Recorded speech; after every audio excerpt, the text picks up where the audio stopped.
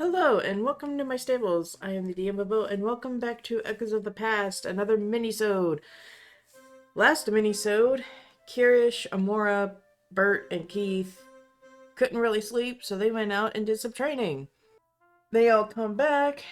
Kirish immediately goes to bed. Keith passes out on the floor. Bert goes to bed to rest for a little bit, and Emora stays up to do her doodles.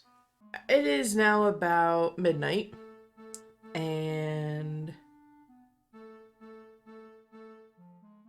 it has been 4 hours, so Rhea, your meditation would be completed. I'd say you would come to from your meditation to Sage and Darling loudly snoring,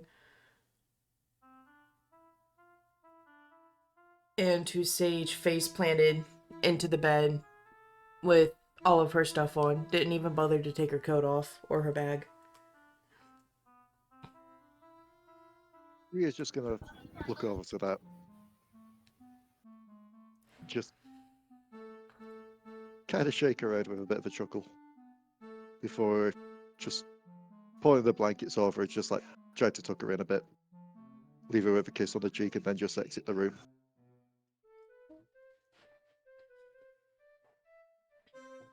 Alright, where's everyone else? You can hear loud snoring coming from Kirish's room, and more snores coming from the living room. She'll have a peek. Oh, And you hear light snoring from Korric and Bert's room. and of course I'm the first one up.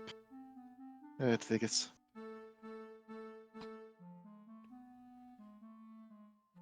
She's going to just head to the kitchen just to grab some food and such. Just start preparing things for the day for everyone.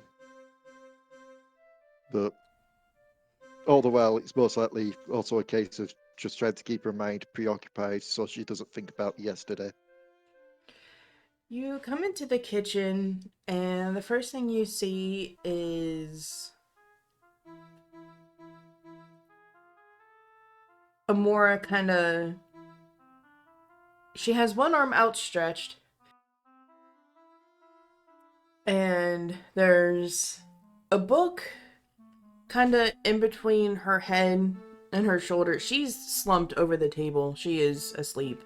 And she has a drawing utensil in her other hand. And you see a plate with crumbs of food on it. And she's out like a light. She's not moving anywhere. Ria's going to raise a brow at this because this is an extremely rare sight. This is an elf that is sleeping. As you peek closer, you can see that with the candlelight that Amora has so she could draw, you can see that there is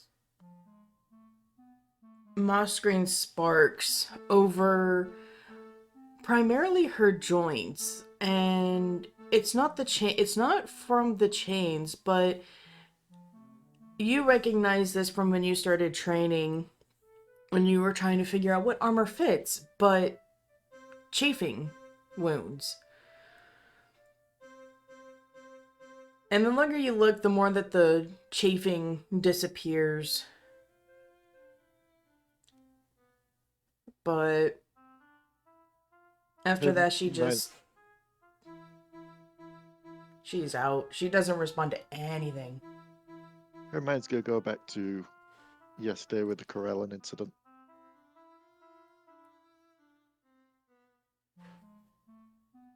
And she's going to look to the drawing. You see 8 ovals, lightly drawn ovals, and from the book, it is in landscape format, and from the far left there are 3 figures that have been fully drawn. There's Gramil, Keith, and then Riku. And they're all standing. It looks like they're standing in front of each other with their arms behind their backs. And it's almost like someone had covered them in ink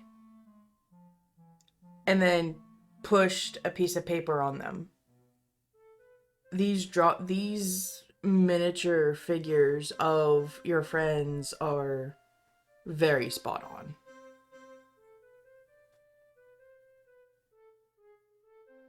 Just gonna look at compare it to the picture found in Riku's place that we found out was done by Emora now. I'm assuming that the art style is pretty much the same. It is. Instead of Riku being happy and standing in front of Kirish and Bert, she's now standing at attention with a small smile on her face. If I didn't notice this sooner, would have saved me a lot of time.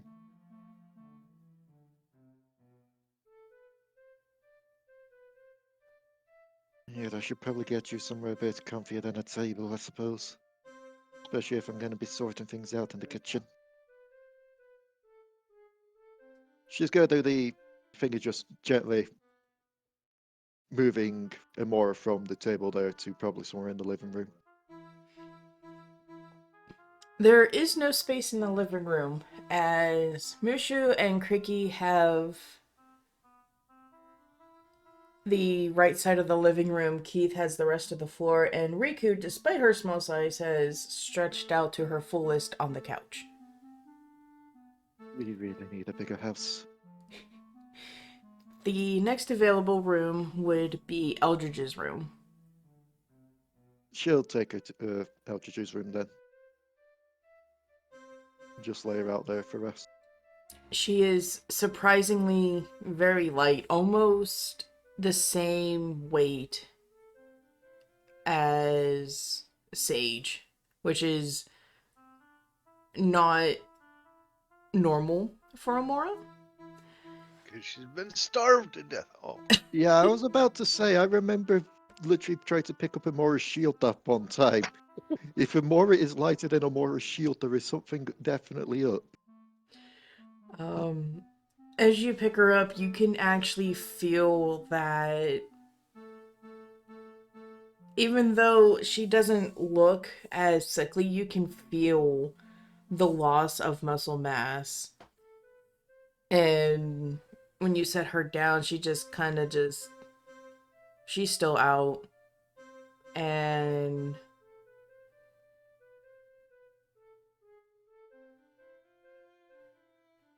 some of her muscles twitch a little bit. Mostly around where the chain burns are. She's just gonna, as soon as she settled her down, just mutter to herself in Elven.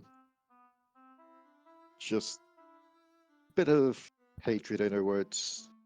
She just says, he's trying to take everything away. If he's done this to her, what's he doing to everyone else?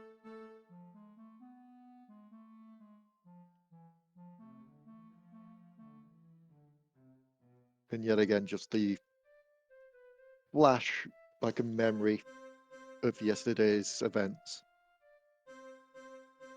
As she just struggles to make the name out, as she just says, Annie.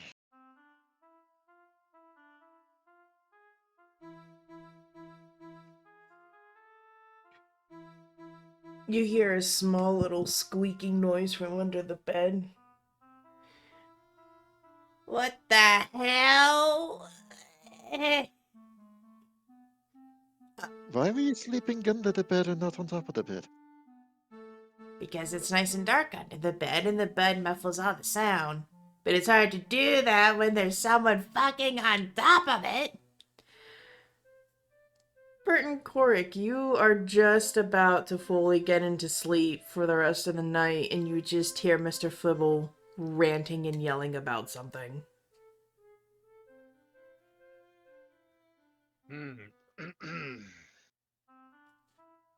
fucking birds. Look, I can assure you no one's fucking gotten to bed. For one, I don't think she's in any state to be doing that, and two, I'm pretty sure Carriage is in his own room. Not She the. just has like this big, like cheeky grin on her face from that. He looks at you. Not the literal definition. Yeah. I know, but I'll take my humor where I can get it nowadays.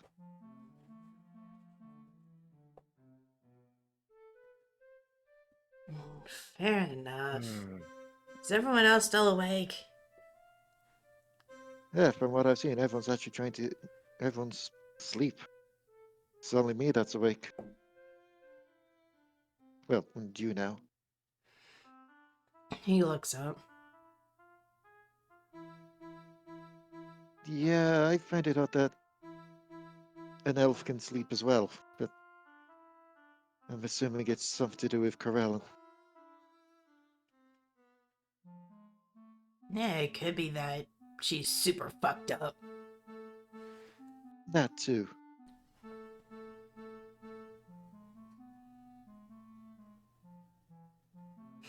I remember before I was set free, this woman would never sleep, let alone meditate.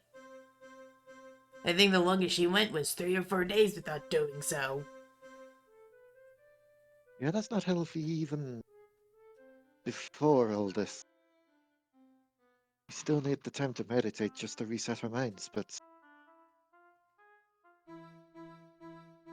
I guess she's just gone through so much even before this torture.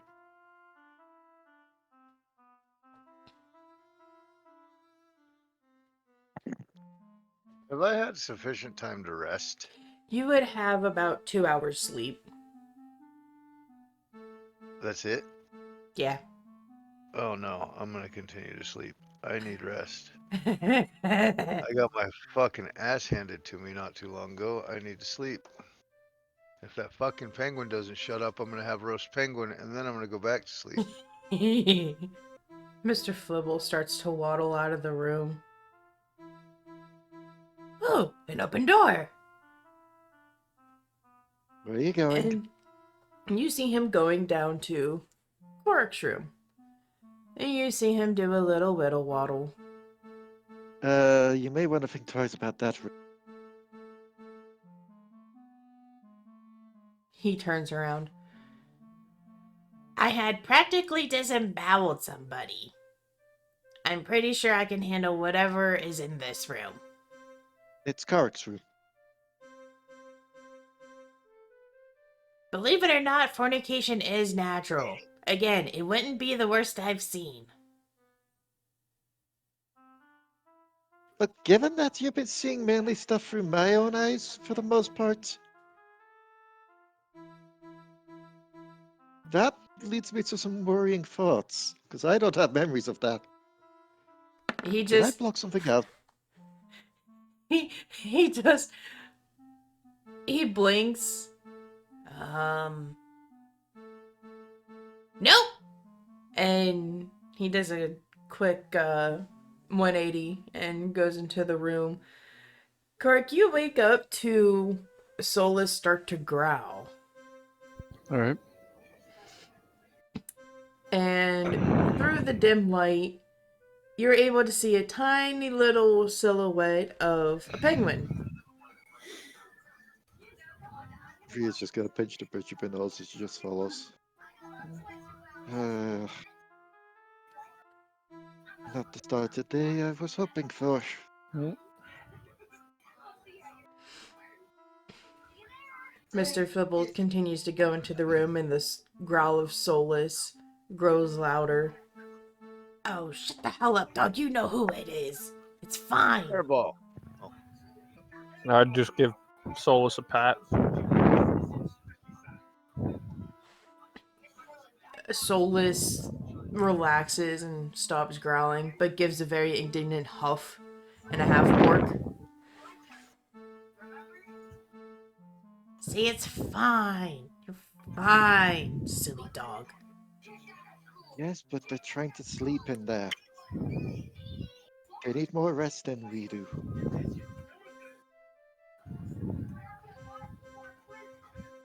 They should be awake now. Come on, let's go play. And Solus just, you feel his head tilt, and you feel confusion through your bond.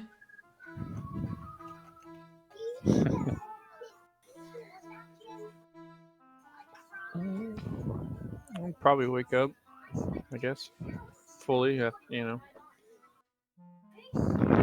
Korric, you would have gotten 4 hours of sleep. Okay. And Maybe I wouldn't wake up because it's not a lot of sleep. For real. Mr. Flibble dashes in the room, and Solus kind of just gives like a warning growl, and Mr. Flibble jumps up and down on Solus's paws, to which Solus gets up, and Mr. Flibble runs, and then it's not water or sand or anything smooth. He actually, when he runs and jumps, he lands on his side and starts to roll out of the room. And Rhea, you just see Mr. Flibble just rolling like a bottle in a slant, and you just see Solus dart out, trying to chase Mr. Flibble. You know what? We know he's pretty much indestructible at this point, and he needs to learn a lesson at some point. She just holds up her hand and goes back to the kitchen, like, need breakfast and something before I deal with this. As you're walking past, Mr. Flibble rolls past your feet, and he bounces off the doorway into the study, and you hear like the scrambling of paws as Solus overshot it. And Bert, you want to sleep so badly, but you can't, because not only did you hear a thud in the doorway, but now you hear Solus growling and trying to snip at Mr. Flibble, who is maniacally laughing. Fucking barbecued penguin it is. Oh, great. Bert's gonna be pissed because he's got a penguin in the room, and Sage, you've got to be pissed because the study's getting messed up. Can I just not just have one day of peace? Who I have close to me to throw? You would have, since you changed into your pajamas, you would have practically anything I'm that would picking up be. a boot. And I am going to fucking, I guess, yeah, I'm going to throw it at said noise. Just at the noise, because, you know, Mr. Flibble and the dog both, I don't give a fuck which one my boot hits, honestly. I'm sure, Alright. because I ain't getting no damn sleep. Alright, roll a dexterity. Well, I rolled a 14. You just blindly take your boot and throw it, and you hear, "Oh shit!" And you hear a thud as you hear a boot hit the desk, and you hear Sola's bark. You can't catch me, because I'm the little penguin! And Solus gives another bark, and you feel a tiny rush of air, and then you feel a big whoosh of air that you can tell is Solus, because A, he's the only one that barks, and B, it smells like dog. Like straight up wolf. And they exit out of the room.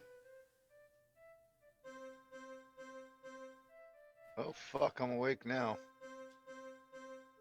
I'm gonna go ahead and, I'm gonna get dressed, and I'm gonna go locate this little hellion penguin interrupter of sleep.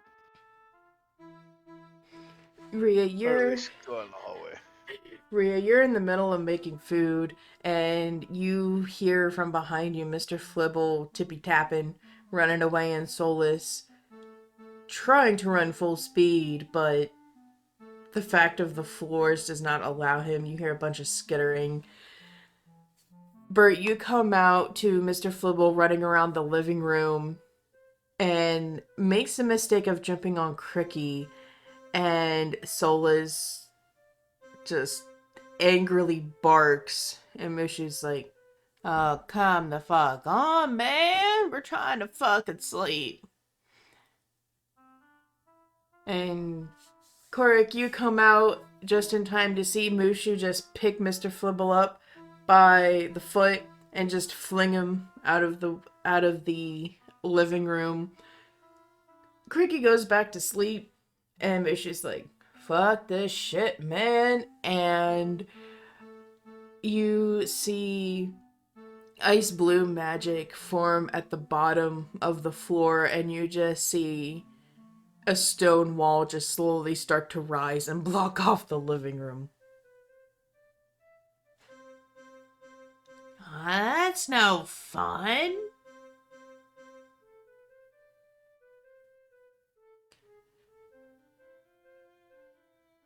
That's because it's early. I don't think people are wanting fun when it's early. They want rest and then breakfast. Well, they've rested. Like 4 hours. It's fine. It's still a They're little not. bit. They're not elves. They need like 8. They need double. That's I so don't need much. anything. I appreciate my sleep.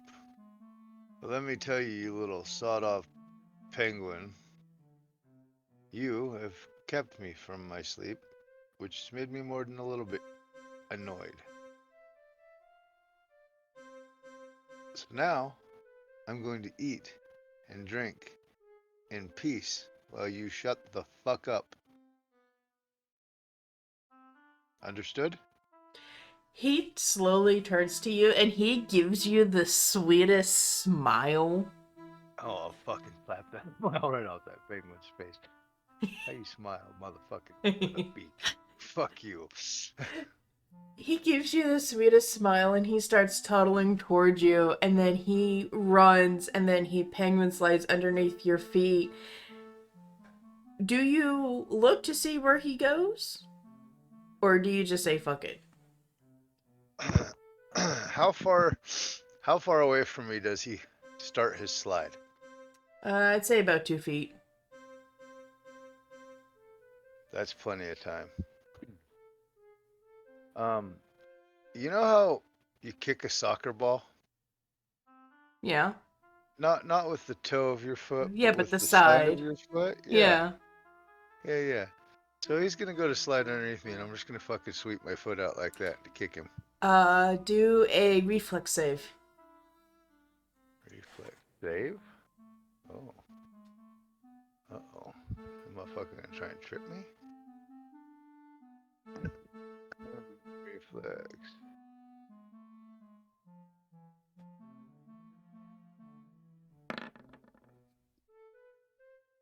Oh, fuck me. I crit failed. Oh, you look I and rolled you a 1. you go to kick him, but in doing so, you manage to kick him further in between your legs, and the next thing you know, you are now pounced upon by a soulless who whines apologetically and kind of Oh, just that like motherfucker. Let the dog to jump on me now. Uh-huh. he kind of just slowly lays down and kind of like gives you an awkward doggy hug as you're just trapped under this massive wolf. That's what you get.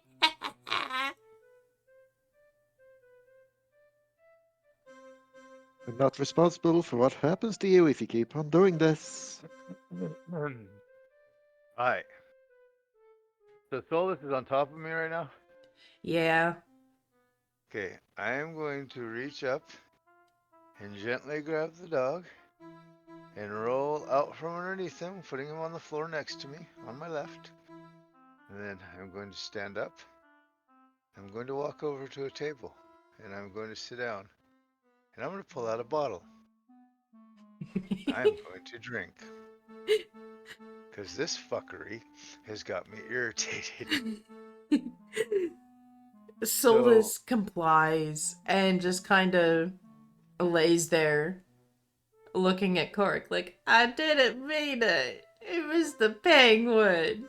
While Mr. Flibble is maniacally giggling and cackling as he climbs up onto the chair. Ooh, look at this. Pretty pictures. Did he pitch? Is he looking at the thingy that Emora's been doing? Yep. Rhea's going to take that away from him. Hey, I was looking at that.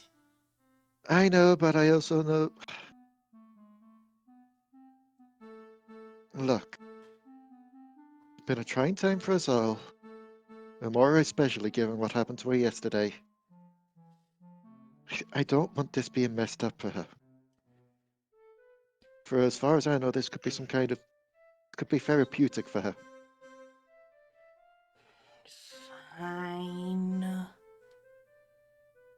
She's going to put it somewhere safe out of Flibble's reach.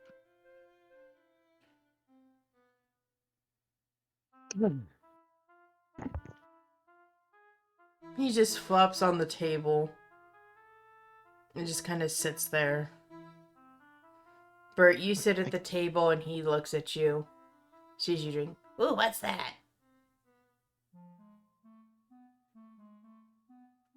I'm gonna side eye that fucking penguin with a look that says, if you talk to me again, I'm going to punch your face through the back of your skull.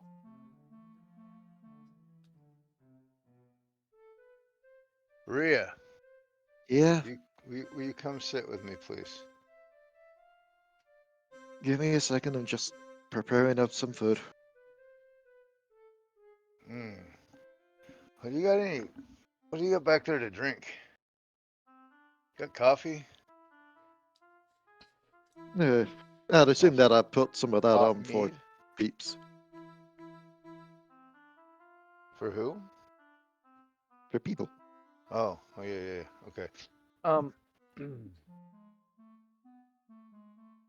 Got coffee, tea, Korric hot in here mead. too?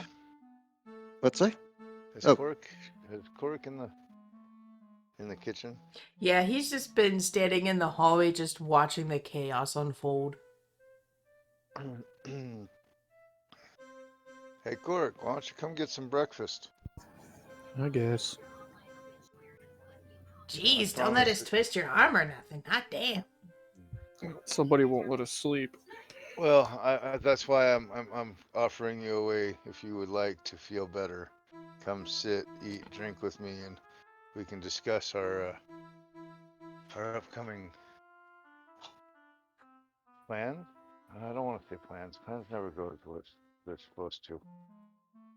Some ideas about the future. How about that? All right. Do we have to talk about this kind of thing so soon into the day? I mean, 5 minutes from now, Rhea, we could be saying, hey, we're going to go back to sleep. That's still the future. That's still plans for the future. I suppose, but with... Don't think that everything that I live for revolves around turkey feathers and the drama and the horrific things that we've had to live through since we've gotten back to where we are. There's so much more life out there than that needs to be lived, if you will. I suppose it's just that it seems like at least 8 conversations out of 10 that we're having nowadays is about that. So Well, you'll forgive me if that's where my mind goes to. when you're surviving and trying to protect the people, all the innocents, then yeah, you take on a big burden. What good has that done us? It's not without its rewards. Rewards? Look at the relationships you have. Yes, the relationships. The relationships. Yeah, let's talk about the relationships. I really want to talk about the relationships right now. I have Ooh, plenty of those. it's gonna get No. spicy. Let me just explain that if we didn't love, there wouldn't be any loss. Then why is it almost all been lost so far? Well, because you we've kn- been getting our asses handed to us, okay, frankly. Do you know what he's taken from me?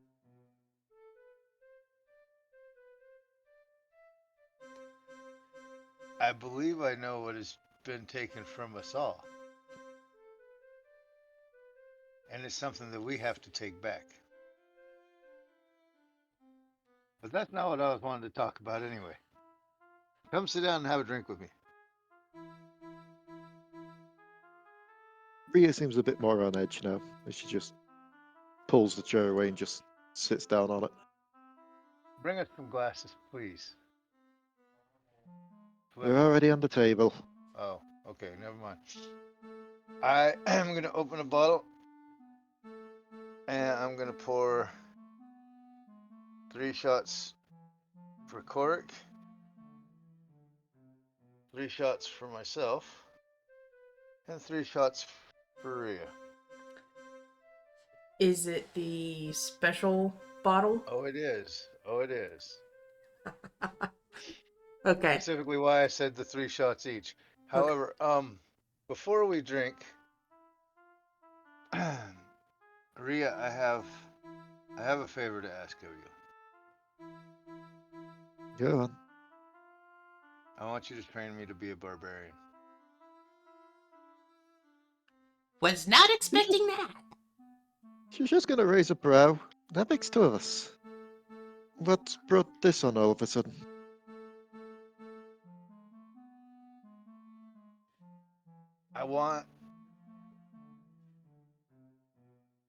I rather need a way to expel the negativity within. I've watched you go into your battle rage, and I've meditated on it, and I've pondered it, and I've even questioned and asked the gods what I should do about it. And the best that I've come up with is to train in the ways of the barbarian so as to be able to expel the negativity through that rage. She's just Even gonna. if just once a day, it'll purify me and allow me to be without the negative thoughts and desires. You're going to like a thoughtful look. Like a righteous fury kind of thing. If you will.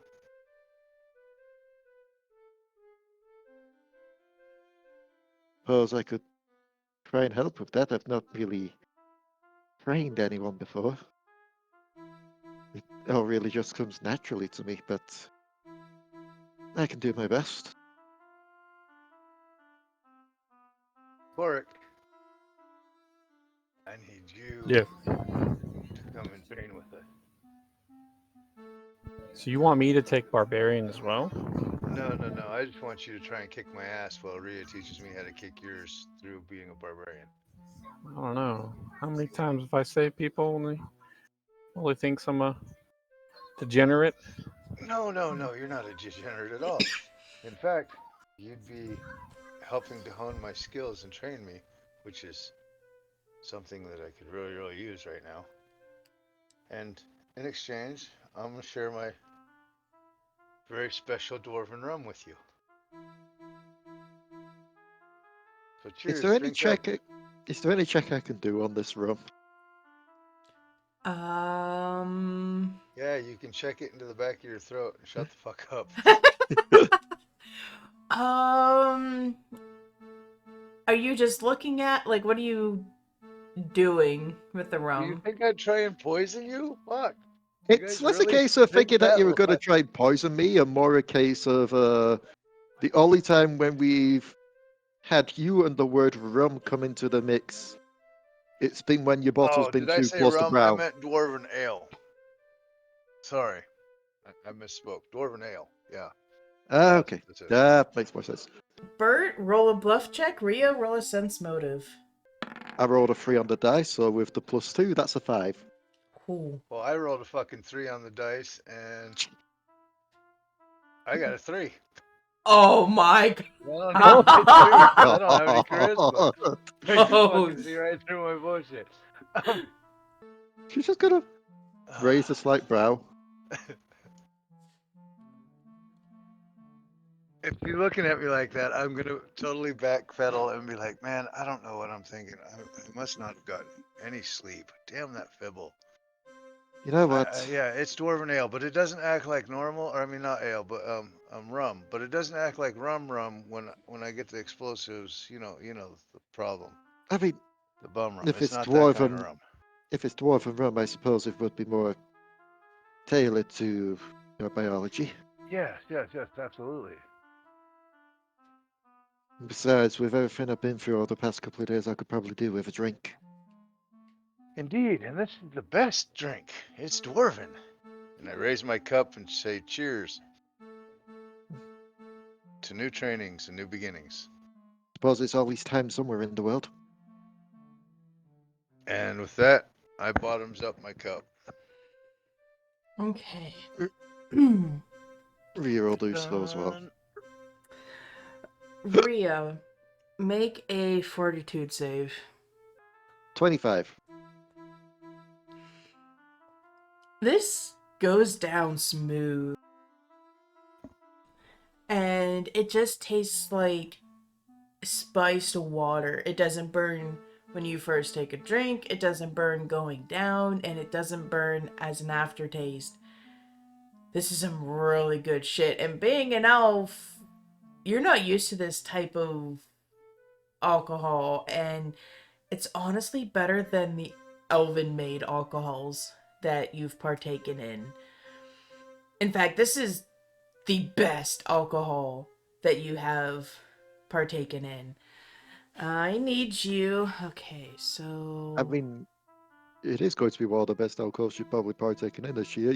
She's just not really a drinker. Rhea, pick a stat point or a ability. Strength. You gain 1 Um, point in strength. Pick a different ability. Calm. Put 1 point into your constitution. Final shot. Let's go with Dex. Put 3 into your dex. Korric, Bert had poured you some dwarven rum. Do you partake? Yes. Alright. You drink the bottle, and it tastes pretty damn good. It's basically perfectly spiced water. It doesn't burn at any point. Its flavor is exquisite. You can tell this is dwarven made because it is some fine, fine shit. Pick an ability. Strengthen. Yeah. Add 4 points. Pick a second stat, a different one. Add 5 points to your wisdom score. Holy fuck. Final stat. I'll do dexterity. Add 4 points to your dexterity score. Holy Bert, pick a skill. concentration. Add 3 points to your ranks. Pick a different skill. Go with listen. Okay, add 5 points to your listen skill in your ranks. Final skill. Spot. Add 1 rank to your spot check. You are all feeling pretty good. You guys are rearing to go. Any fatigue? Gone. You guys are ready, amped up. Your bodies feel ready to do something. They have a lot of energy. Mr. Flibble looks at everybody. Damn. I didn't think dwarven alcohol was that good. Oh, it's wonderful. Well, it doesn't have the kind of burn that you'd expect from alcohol. If you hadn't have woke me up, I might have actually offered you some, but you know, ain't getting no damn sleep. Makes me grumpy dwarf. It's good, you can use that grumpiness in the training. Indeed, let's go train. Oh wait, let's eat first. Shan't train on an empty stomach, right? Very much. Rhea, what did you make for breakfast? Probably like the usual thingy of like the platter of meats like hams and such.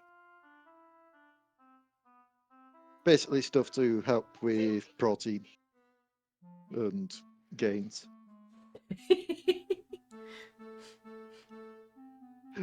Especially given apparently I was described as slightly defined muscle. I mean, for elf standards, that's you're jacked if another elf saw Yeah. you. But compared to Kirish, you're like in the very beginnings of like bodybuilding. Good God. Yeah, but that's because he's tall. Oh yeah, he's tall, and I mean the man is also 260 pounds. Like, Yeah, but that's also because he's as wide as the wide Putin meme.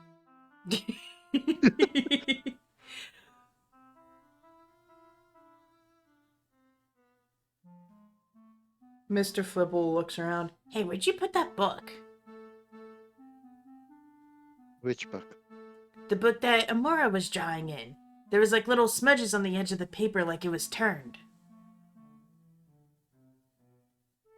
She's gonna raise a brow and then just get up from the table, take the book, and then just look to where Flibble mentioned, and See then it. just turn the page. You turn the page and you see a scene of Keith kneeling on the ground with his lower leg bent in a way it shouldn't be, as you see Lux constricted around it. You see Kirish with his belongings. Actually, no, because Amara took it away at that point. You see Kirish standing there without a shirt on, and you also see Bert kind of standing beside him, also without his shirt on, and the details are so immaculate. It looks like you're seeing your friends almost as if you were seeing it as you were physically there. The shading, the way that the clothes, the pants that Lux is constricting, you see the slight pained look, more surprised but pained look of Kirish as you see what looks like to be nasty little scarabs biting at him. And you see Bert just kind of standing there as moral support. And He's just gonna raise her brow, look to Bert. Don't suppose this means anything, does it? And she just shows the drawing.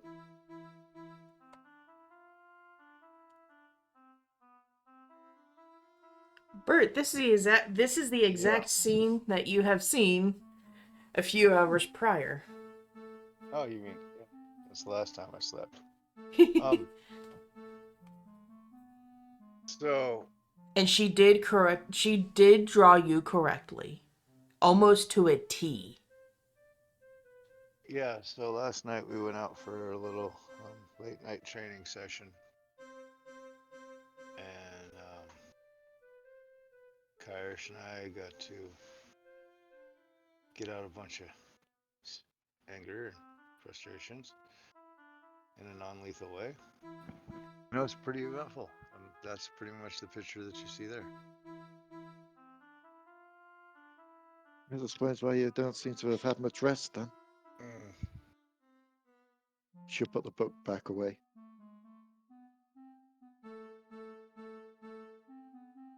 Damn, she's really good. Yes.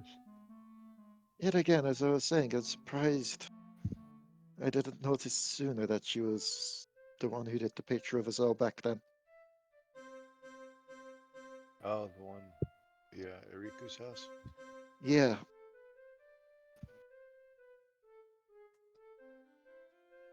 Yeah. She's got an amazing talent. It's a shame that we were thrust into the life we were. She would have been could have made a good life as an artist. I believe this life chose her. I don't believe she chose it. That's what I mean. Yeah. If we had the choice of a life, would If it any was of a us have bitch, really we'd gone all for be this? drunk.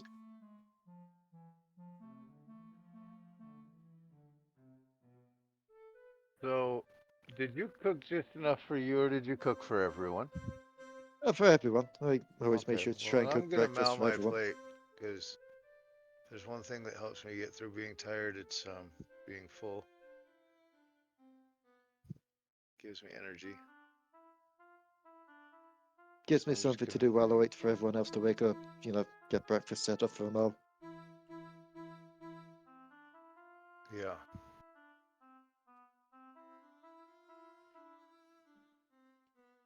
We'll go in the back. And is there a specific place that Sage's coffee would be?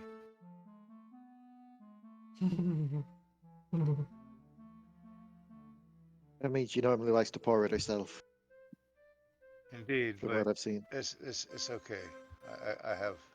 I got this.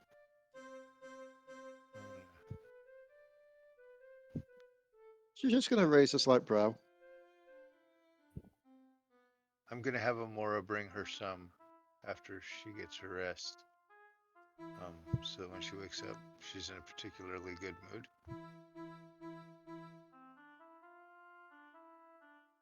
Why, what are you thinking of doing? Giving her coffee so that she wakes up in a good mood. I mean, she could pour it out herself. Yeah, but if it's brought to you in bed, I mean, how much more can you show somebody that you care about their well-being and happiness? I mean, breakfast and coffee in bed, like that speaks volumes. Well, at that point, you might as well just have Rhea do it. Yeah, that's exactly what I was I thinking. mean, if you would like to,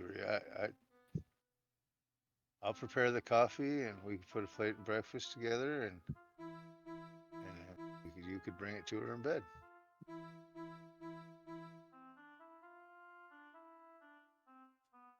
The coffee is already prepared, but I guess if I'm getting stuff sorted out for the training, would help for someone else to I got prepare you. And I'll coffee. get up and I'll clear my plate.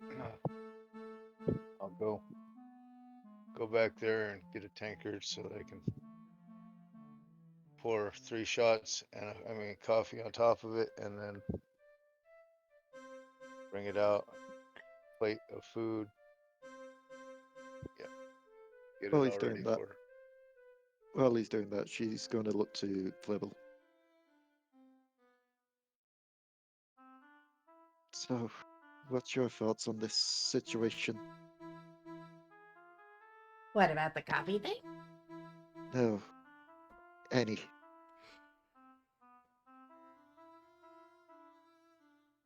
Well, I wasn't there when you talked. Bert kind of threw me over to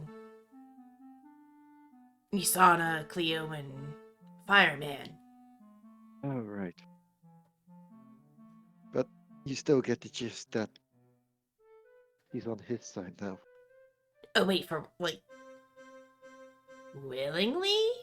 Or, like, Nisana and unwillingly? Willingly.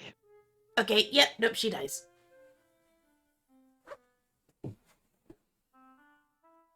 Can't help but feel like it's my fault, though, that she's done this.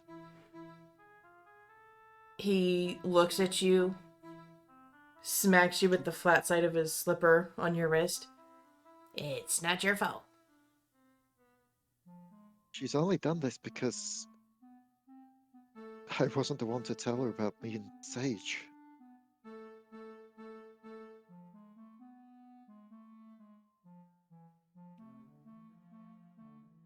I mean, you could have handled that a little bit differently until you did talk to Annie, but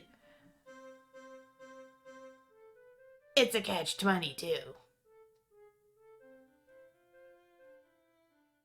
If she was that upset about it, she could have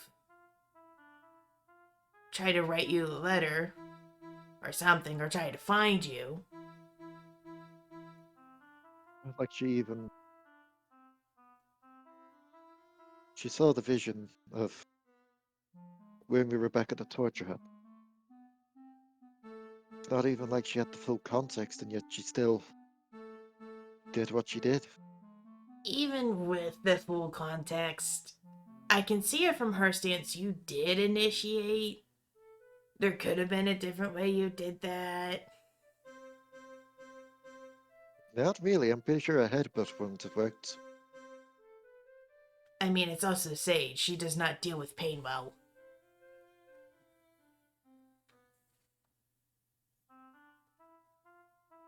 I suppose.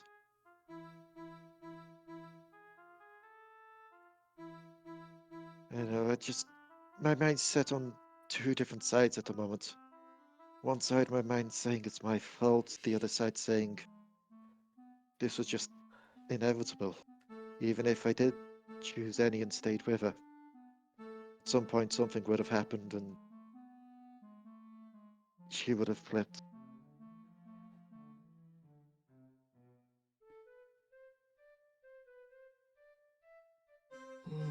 Who knows? Maybe we can get more answers back at home.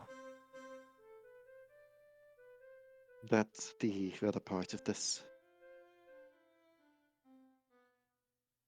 I don't know the state of home now. If he managed to get there and convince her to join his side, what has happened of home?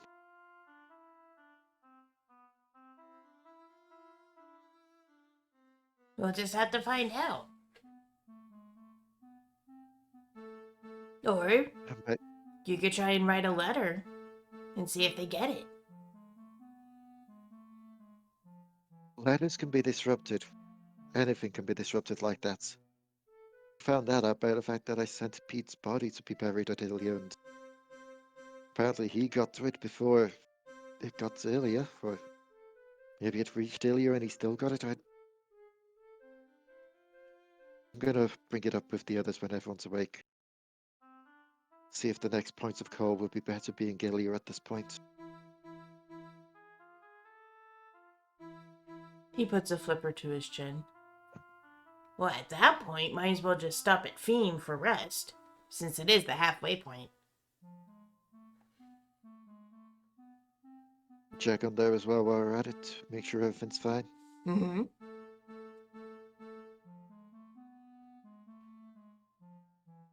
Hopefully we just don't bring catastrophe to those places like we have everywhere else.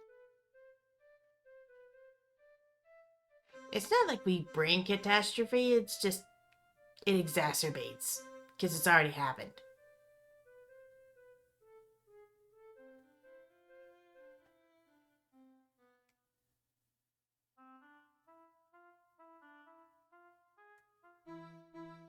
I suppose. But we can think about that while we're on the way actually leaving this city. I want to go see you beat the fuck out of each other. Oh, the training, right. She's just gonna look to Korric. Are you sure you're gonna be fine for that? I have the largest brain here. I'll be just fine. Solus If gives you're an encouraging bark. fine with it, then that's fine.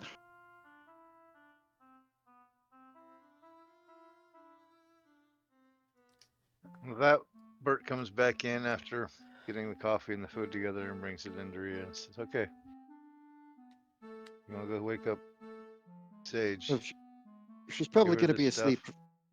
Probably gonna be asleep, actually. Gonna look to the time and also get a slight judge of it from the living room situation. Just see if everyone's starting to wake up or not. There is a stone wall going into the entrance of the living room. I don't mean to alarm anyone, but the world seems to be made of bricks.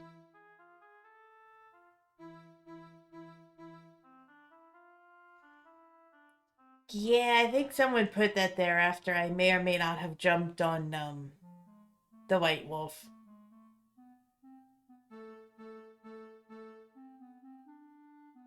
Do I hear any noises from the other side, though? Snores. Okay, everyone still seems to be asleep. If I put this somewhere, it should stay warm enough by the time we come back from training. I can hand it to her then.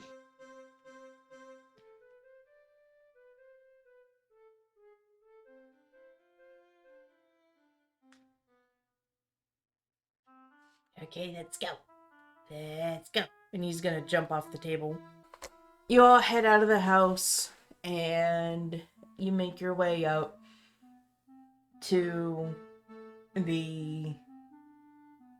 basically where the training area was outside. And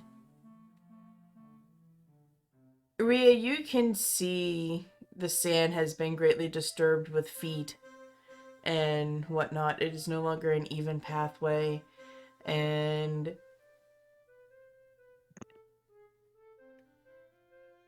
the dragons are still in their sleeping position where Zundis is spread out like a cat and Isolde is curled up in a tight little dragon ball, and Estrel is dragon loafing with her wings over each of her siblings, still sleeping.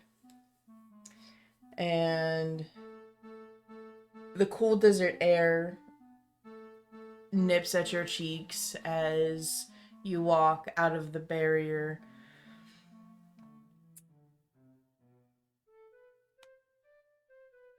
The only thing is roll initiative and Rhea takes over. Rhea takes over. Oh no. Look at me. Look at me. I am the DM now. Yay! I rolled an 11. 23 for Solus. God damn, okay. Korric has 15. 15. You remember when you trampled me as a centaur? Because I Yeah. haven't forgotten. Is this what this was just all about? All It this might time? be. It might fucking very well be. Good. Just keep that in mind. Keep those emotions in mind that you felt then. I don't know Basically, how I feel some kind of way, but I feel it. basically, every other fighting style from what I've seen teaches you to not act on emotion. You're supposed to act on instinct, on training, on guidance. Well, that's why I'm getting trained. Yes. Throw most of those out the window. Oh, To be a barbarian, it is pure emotion that drives your swings. Think of every wrong you've had, every bit of rage, loathing, anger that you've had towards an enemy. You channel that into each and every swing. Doesn't even have to be the same enemy you're fighting, just any injustice you've had or witnessed. Let that fuel your swings and your blows.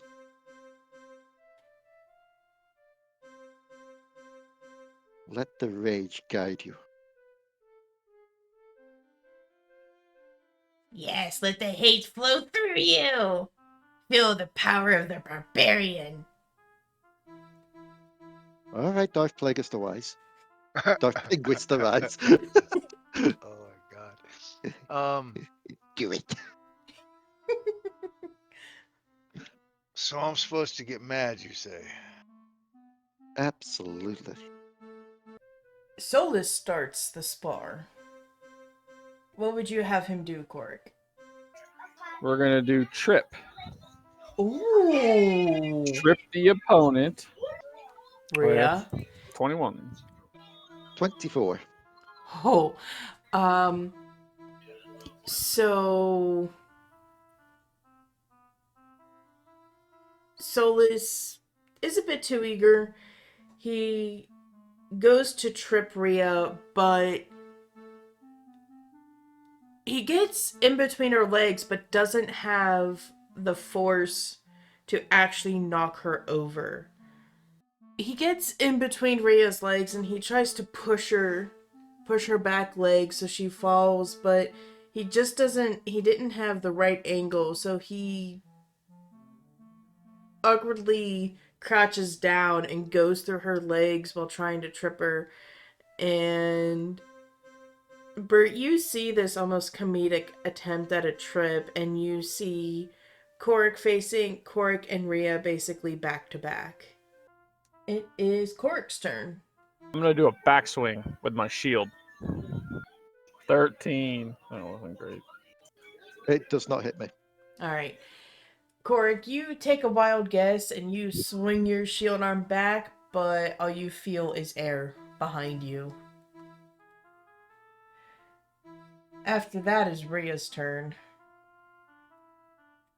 Well, I didn't realize we were going to be doing this with me involved in the fight. I thought it was just between you and Bert, but I suppose if you want a challenge, I can give one. Oh. So, let's start things off with a rage. I'm going to take a swing at Korric. So that's a crit. Confirm the crit. 16. My AC's 20. No. Okay, so, Can't crit, not confirmed. Crit not confirmed. That's 11 damage. Alright. And here comes my second attack. 24. I've got to see if I confirm the crit. It's not a confirmed crit because that was a 2 on the dice, so Ooh. it's just a normal hit. 10 damage. Korric, you have your shield arm out, and all of a sudden across your back you feel two sharp pangs of the flat of Rhea's blade smack you relentlessly. Your back starts to tingle a little bit, but you are still going strong. Bert, it's finally your turn. I'm gonna take everything Rhea told me to do. I'm gonna re-envision being trampled, dropped on the earth with no memory of who I was. Everybody that's been taken from us. All the emotional traumas that I've had to deal with, and then I'm gonna put it into a blistering hit, hopefully. Roll your Sweet. normal attack and add +2 to it. It'd still be It a was a hit. 27 without, yeah. 13 points of damage for that one. Alright. Okay, Plus so I'm taking 12. Second attack, second attack. same is, bonuses. 18. 18 hits. So 16 damage.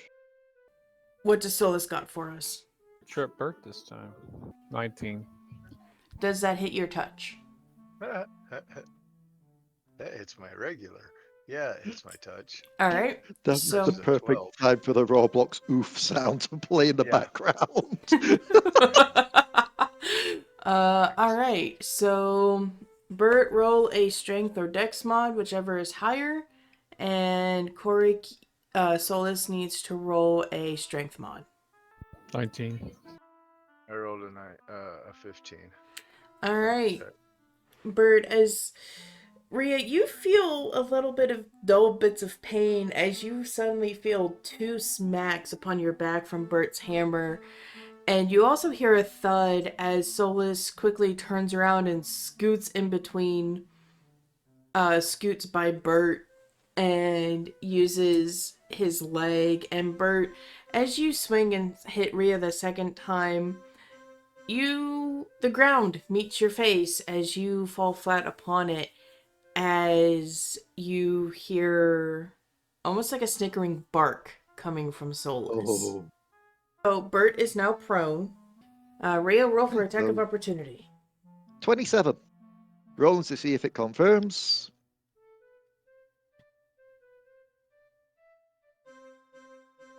21. No. No. No. It's not a confirmed crit. But I am going to do something with that 27. I'm gonna take it down to a 23. Minusing 4 off. Does the 23 still hit Solus? No. Oh, I took it down too far. Okay. This is the good gauge. This is the good gauge. So yeah, Solus isn't hit.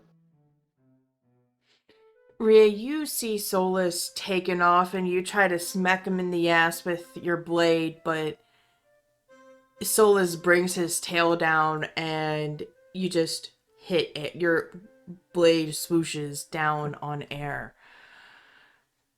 It's me Bert just trying to gauge this for power attack. Bert is now prone, and Korric, it is your turn. I'm gonna jump on Bert with my shield, face down. Oh, That was bad. 13. So, meter beat.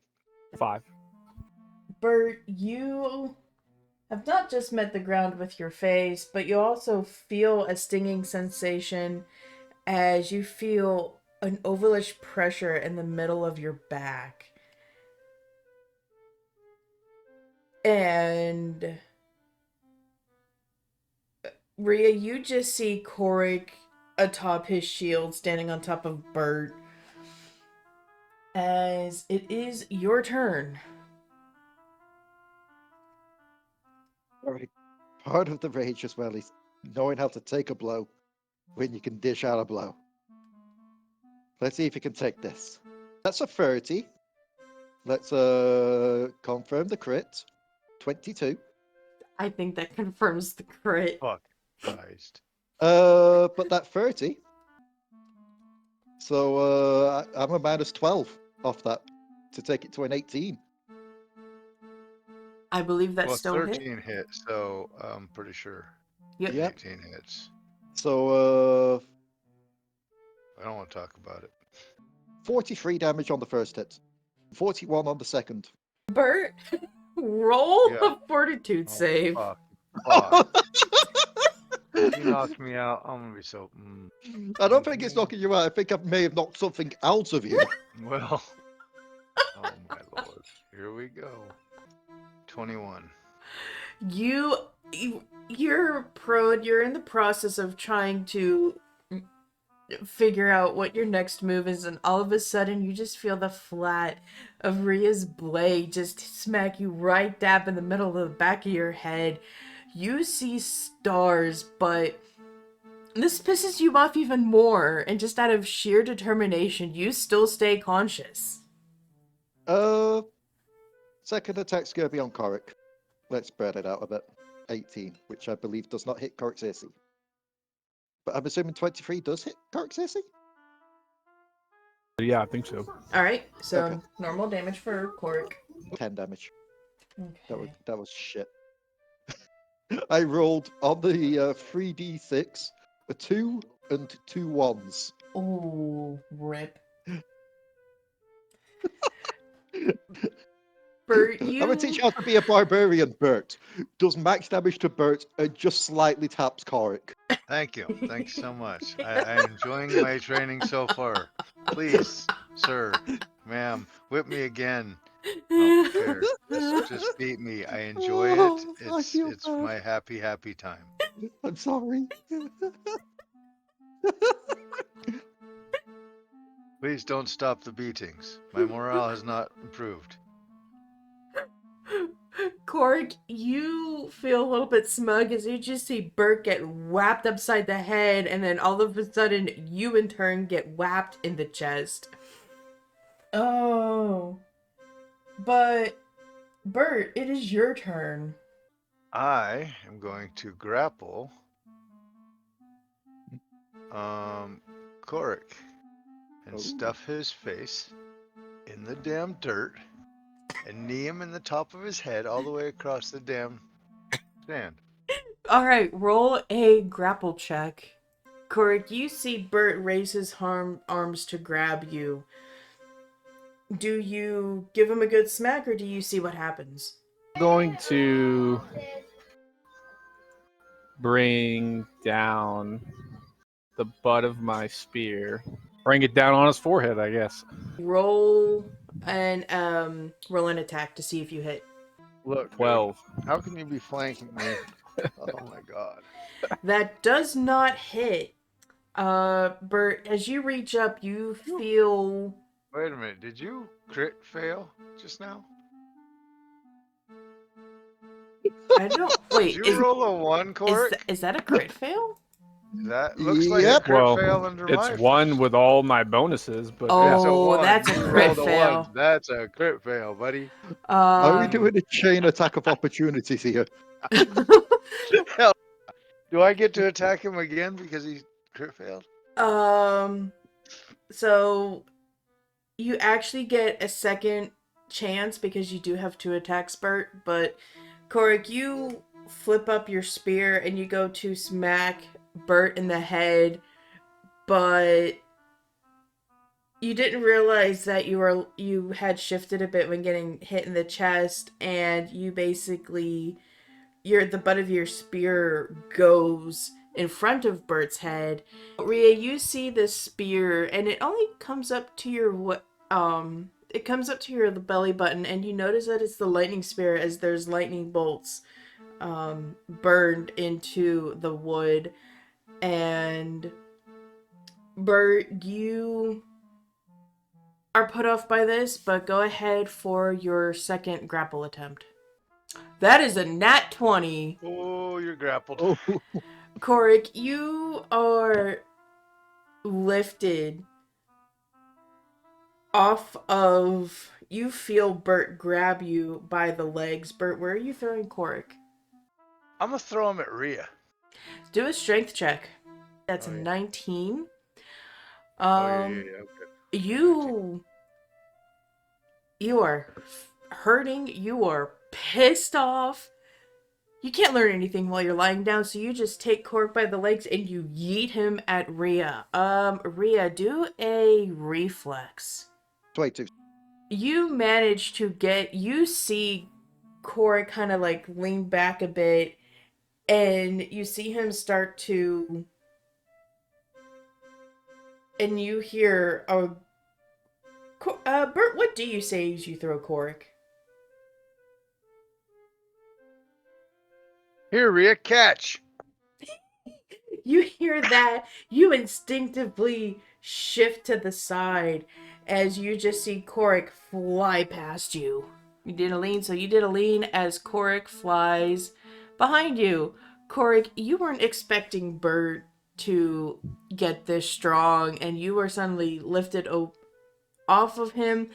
You fly by Rhea, and you land in the sand behind her. You're just gonna watch that. Then just shout down to Bert. Now you're getting the hang of it. This feels great. Raw. It is round restart with Solus's turn. Korric, what would you have Solus do? trample. Oh my god, no! Oh, I know you didn't just say that word to me, sir. Bert, you feel successful and you hear Solus start to turn around and start doing like the dog getting ready to pounce or trample. How do you respond? When the dog comes to trample me or charge me, I'm going to crouch, grab him by his throat, spin him around, and fucking sling him at Rhea. Okay, make a successful grapple check first. Okay. Hey, Rhea, cat. We're playing cat. So that's 26. Korric, does a 26 hit Solus AC? Yeah, it does. Okay. Bert, you manage to push yourself up just enough to grab Solus by the scruff of the neck and Now I gotta make my. do a strength check to throw him at Rhea. Strength check's 24. Bert, you lift up and Solus starts to panic, and you support him puppy. by putting your other hand against his belly, and you just chuck him at Rhea. Rhea, make a reflex. 29. You see Solus, and how do you dodge? Pretty much okay, so hang on, which way we're facing? You were That kind of facing Bert. way. So it'd be right foot remaining planted, kind of pivot with my left foot to just turn away before moving back. You're really not even going to try and catch him? Damn. And Rhea, wielding a two-handed weapon to try and catch him would be to drop my weapon. Well, yeah. Why do you think I'm trying to get you to play fucking catch with me? Rhea, you see the dog coming and you expertly dodge it. And Korric, you feel panic through your bond and you hear Solus whimper as Solus barrels into you. 1d8 strength mod +3. 12 points. And Korric, you are reunited with Korric as he actually lands on top of you and you are slightly crushed by the Solus. So Korric took 12, 15. Alright. So the trample attempt failed. Korric, you are lying underneath Solus. It is your turn. What do you wish to do? So I would prop him up so we can stand. Alright, so you take your full turn getting out from underneath Solus and standing up. Rhea, it is your turn. Let's roll the first attack against Korric. 21. Yes. 16 damage. Korric, as you stand up, you get a face full of flat metal as Rhea just bonks you in the face with the sword. As she turns around and, pivots and goes to smack Bert. That is a crit on the dice, a 17 rolled. So let's see if it confirms. 22. All day long. Alright, roll for, Yep. So that's another crit. That is 40 damage. Again. Oh no. Bert, Rhea, you bring your blade down, and Bert, you bring your head up at the wrong time as Rhea hits the side of your face. And the next thing you just feel is, I'm going to fucking get you, is just rage as your vision turns to black. Rhea and Korric, you see Bert just go down into the dirt. He's still breathing, but he does not get up. It's okay if I try and do something here. Depending on Just what as it he's is. just as he's fading into unconsciousness, Rhea's going to shout some words to him. Fight the feeling, embrace the rage, and get back up. Just to see if I can maybe rally him into not being unconscious, to let him still train with his rage. Bert, that is a fortitude save you have to make. Make it, make it, make it. May Because take this would 10 just be the since I'm just laying around. because this would be the most flavorful thing for training him into being a barbarian. Just about to go unconscious, rises back up because Dirty of it. 20. As your vision fully turns to black, you hear Rhea's words in a muffled tone. And as she finishes her sentence, they become clear, and your vision clears to at first gray, black and white, and then it goes to color. And you are very pissed off. You are tired of being targeted. You are tired of being smacked around in the head. And you fully stand up and your eyes are clear. So we're actually going to take away that 40 damage Rhea just did.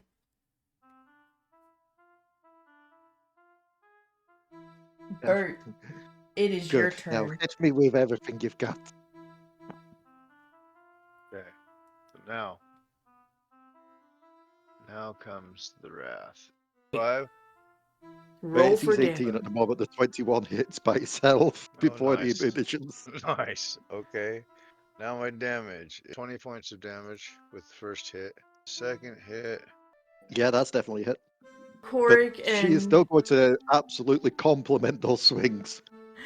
Korric and Rhea, you just see Bert go from lying face down in the dirt to standing and just wields his hammer. The first hit just smacks Rhea in the side of the ribs, and as he follows through, he brings his hammer back down onto Rhea's shoulder. And this is painful. He probably cracked, if not broken, a couple ribs from the first hit. There you go. Now you're getting it. Now I'm starting to see the barbarian potential in you. It is Solus's turn. What is he going to do? He's going to try, I guess, for a bite. I don't know. So for a bite, I would say, because bite is lethal, I'd say more like a headbutt body slam type move. Okay, we can do that. All right. So basically, it would be the same as the bite damage. So go ahead and roll to hit. 17. It does not. Solus goes to headbutt her in the thigh, but misses and ends up his nose just ends up in between her thighs. And Bert, you just see a Solus snout just sticking out from Rhea's knees. Korric, it is your turn. I guess I'll try for a sweeping attack with the spear. Are you smacking Rhea or are you trying to trip her? I guess smack. We'll do smack. All right, roll to hit. 27. That's a hit. All right, roll for damage. 10. Rhea, as you're complimenting Bert and recovering from his smacks, you just feel this acute pain in the back of in between your shoulders as Korric just thwacks you in the back with his short spear. It is now your turn. It's just like this sizzle, just like shh, giving the fire. It's like, one moment, bet. So that's a 19 on the die, so that's 35. So let me see Holy if shit. I All right, confirm confirm the a crit. crit. Let's minus 7 off that to make it a 28. Yes. Okay, Roll for so I'm damage. adding 14 onto this damage. 34 damage. Korric, you And- look very smug as you have landed a hit on Rhea, and you were not expecting the blade to smack you in the side of in your side, and you feel a sharp pain as she's probably cracked a couple of your ribs. Who is your next attack directed to, Rhea? With a not crit, because that was a 7 on the dice, but it's still a 23. It is going to be also on Korric, does the 23 hit. Yeah. 15 damage. So it's just been whacked several times by the person she's trying to trade. It's like, yeah, no, that's good. Smacked blindsided with a spear. One moment. And Korric, you're just recovering, you're just reeling from the first hit when the blade comes back down across your chest and your shoulder as Rhea smacks you again. Everyone's starting to feel the pain a little bit. It's getting there. Everyone's hurting. Except maybe Rhea. She's good at hiding pain. And Bert, it is your turn. What's some advice while trying to fight me? Don't see me as an enemy. See me as the enemy. 23 hits. That's a Oh, yeah. 21. Bert, second hit. Well, 18, Makes yeah. 18 hit still. another 19 damage. It is now Solus's turn. He's gonna body That's your slam Bert. Roll an attack. 21. Yes. Alright, Korric, roll for damage for Solus. 12. Ooh. Bert, you feel very proud of how hard you just hit Rhea, and all of a sudden you see Solus at the corner of your eye, and he just body checks you. And with the weight of this wolf, you definitely feel it. You feel a shoulder pop and your wrist do a little snap. But nothing is broken yet. Korric, it is your turn. He's going to try to gut jab. Alright, roll an attack. Does a 16 hit you, Rhea? Yep. You go to stab Rhea in the gut with the blunt end of the spear, and you just miss her side by a few inches. And you see the spear go to the side of her instead of into her gut. Rhea, your turn. Going for Korric with a 25. 25 does hit. 17 damage. Second attack, I'm going to make on. Great, given he is part of the fight and he needs to be treated as a actual combatant, even though I'm going to feel bad about it as a player. On Solus. Oh, poor puppy. It's fine, it's non-lethal and he needs to get used to the fighting. 17. No. Alright. Rhea, you So, you so basically, smack. I give Korric a good smack against the head with the blade, with like the flat. But then he's like even in a rage. It's like been a doubt about hitting a pupper, and therefore misses Solus. Korric, you uh, Korric, you feel the smack of Rhea's blade on your other side of your ribs, and you see her start to swing towards Solus, and she misses by a good foot above his I head. could never hurt you. He just looks up at you, wags his tail happily, and gives a small little bork. Bert, your turn. You said to let out my rage. You didn't say who to let it out on, so That is true. I'm gonna hit Rhea in the face. Actually, it'd be the back of the head. Okay, that's fine Yeah. too. Does a 17 hit you? 17 does not hit. Oh yeah, that's a hit. 23, 24. Right? 4 points. Yeah. Okay. So 24 damage. Bert's a little off balance from being body slammed by Solus, goes to swing his hammer and misses a few inches, but he brings it back up. And he brings his hammer down and swings it back up, catching him in the other side of the ribs, Rhea, and you feel more cracking on the opposite side.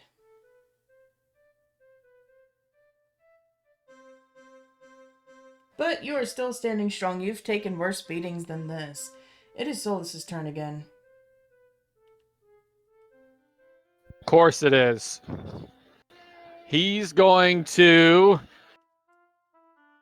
Oh, I don't know. I guess we'll try to trample Bert.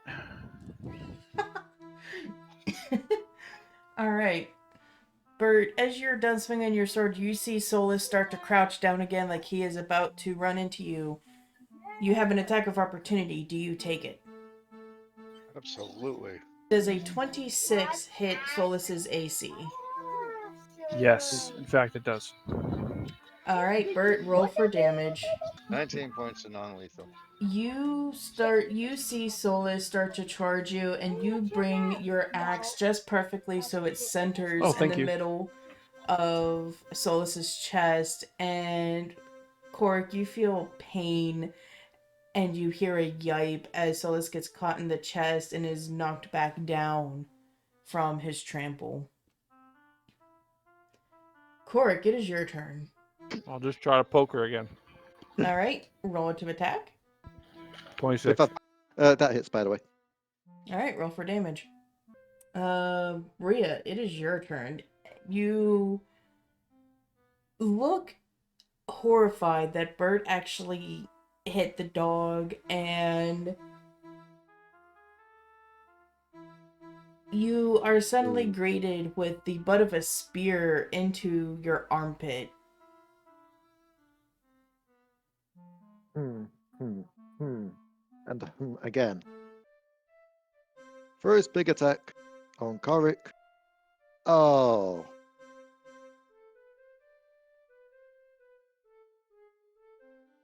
I'm assuming a 19 doesn't hit you, Korric. No. That was a 3 on the dice. Ooh. Second attack on Bert. Assuming a 13 doesn't hit you anymore, Bert. No. I rolled shit that turn. Korric, I was too you. distracted by the sad pup noises.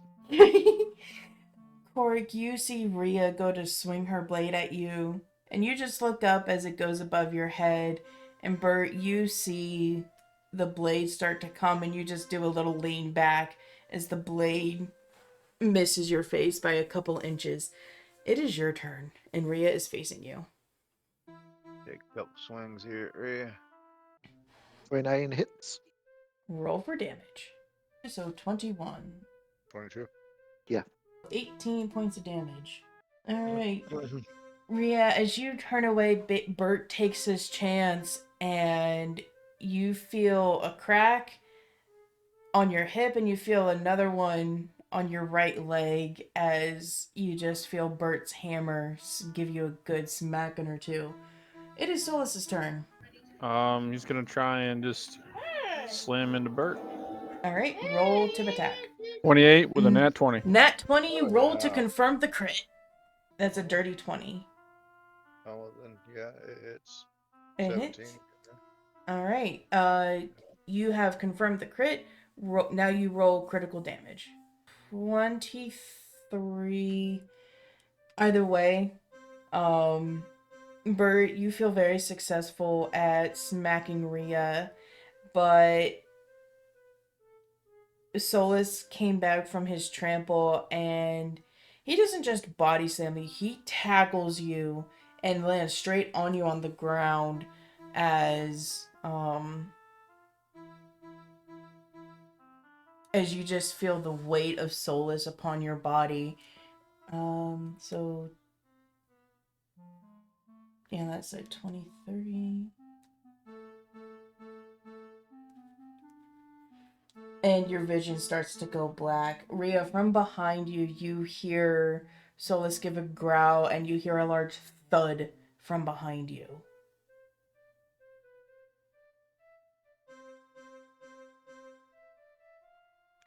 She's just gonna slowly turn around. Then again, she was only facing that way because Korric were that way. As you turn around, you see Solus getting up from an unmoving but breathing Bert. Oh.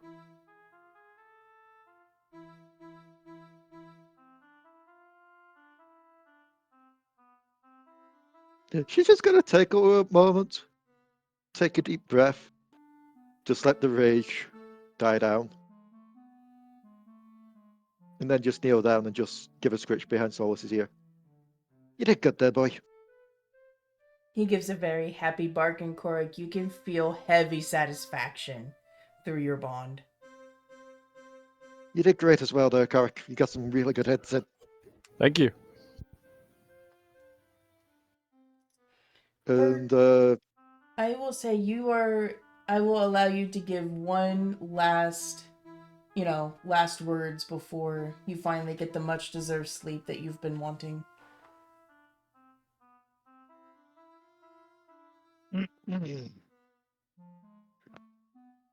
It was an honor.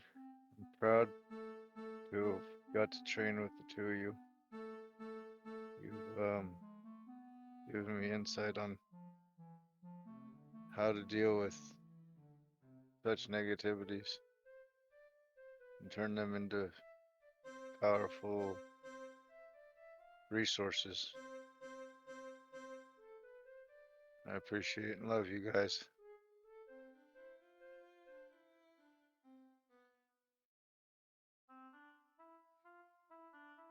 Now let's go home and go get something to sleep. And with that, Bert goes to sleep. Right in the sands. Night night. just gonna give it a few seconds. Just like listening just to make sure There are no final burps. And upon making sure that, yep, look, Bert is actually clean, she's going to go ahead and try and pick him up and be like, you did good there, buddy. You'll make a fine barbarian.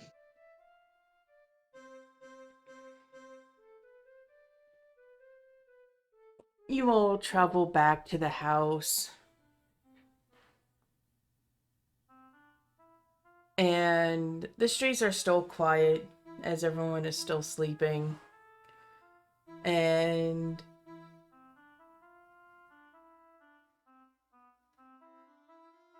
I'm not going to lie, I needed to get a lot of that out of my system.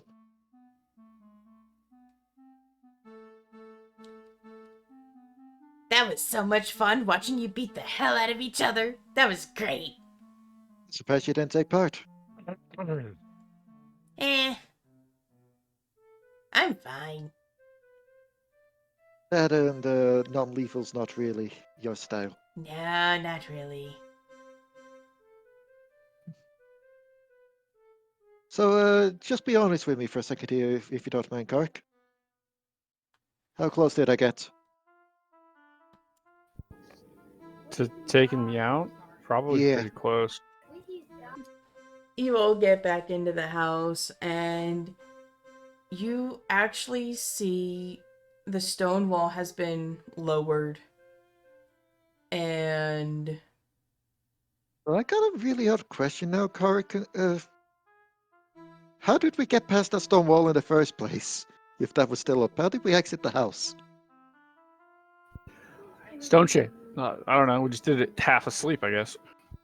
Huh. Stone shape works. you walk in and your friends to the right are snoozing and you see Emora slowly eating some more eating some of the leftovers. And you see her doodling. Should have been enough there for everyone, even without those, but okay. Guess someone got hungry. She doesn't acknowledge that you said anything. So glad that she managed to find her book.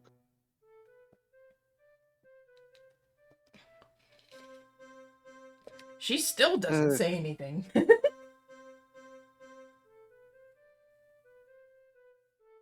She's, first of all, before she deals with Emora, she's going to put Bert to bed.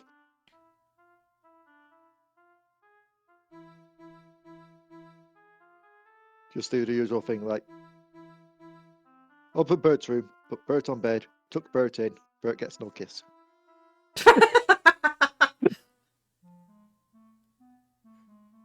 Bert's asleep. Don't give a shit. He's in his bed. He's happy. Yes.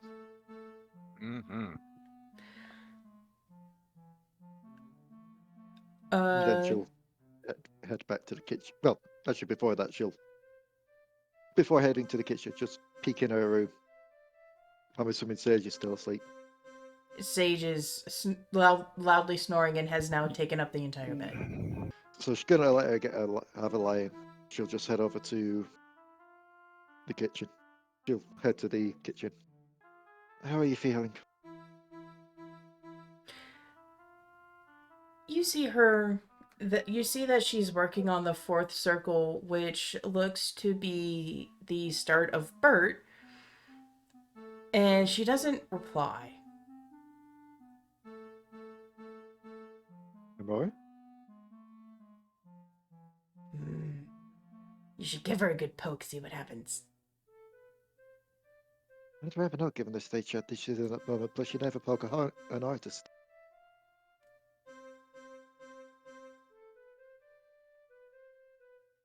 I'm assuming she's got like a coffee mug or something, though. Yeah, she doesn't have the mug, she has the damn pot. Ah, okay. Is it empty or is it still filled somewhat? There's about 1 cup left. So other than the coffee that you may have had and the cup that was poured for Sage, Amora's pretty much drank this entire thing by herself. I'd question the health benefits of that, but given how it states,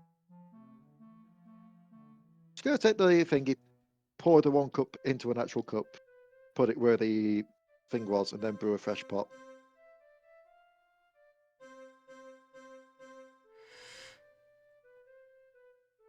As you're brewing, you hear Margo, huh? And you hear the scritching stop. Just figured you'd probably do with some more of this, rather than having to brew it yourself. Oh, Rhea. I didn't even know you were awake. I've been awake longer than you have, apparently. Didn't realize elves could still sleep.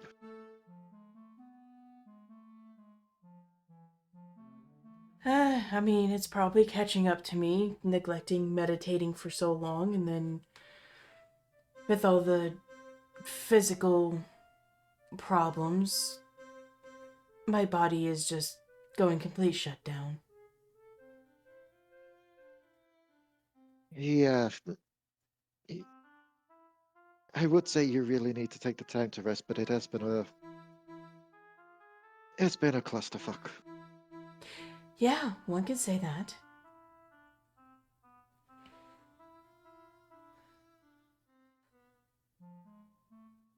Do I detect any animosity though? No, it is complete, genuine, like, yeah, you're not Okay. kidding.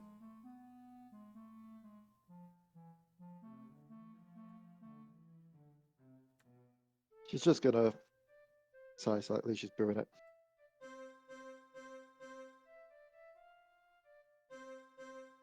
Sorry that you ended up in this situation. She tilts her head.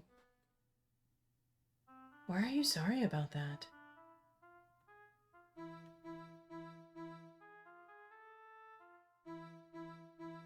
Because, I don't know, a lot of this feels like a lot of it's happening because of the places that we're at, or the people that we're traveling with. They're usually the ones that suffer.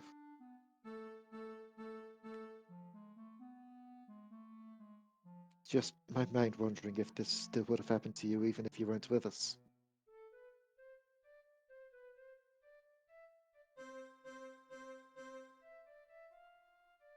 She looks down at her drawing.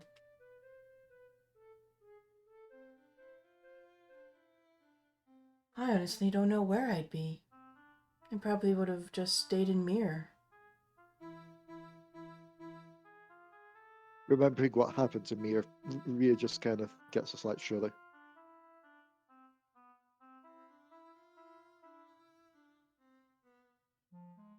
Obviously, my identity would still be hidden.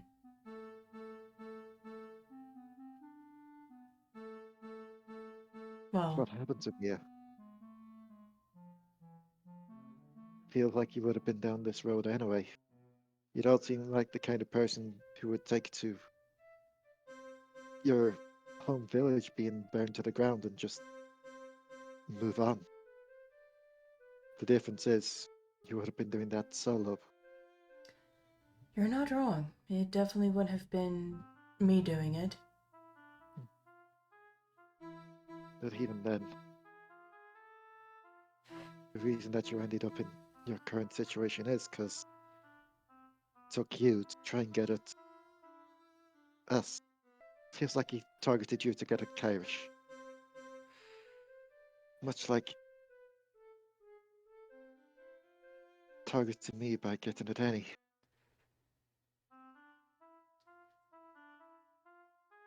It seems that he couldn't break us physically, so emotionally and mentally is the way to go.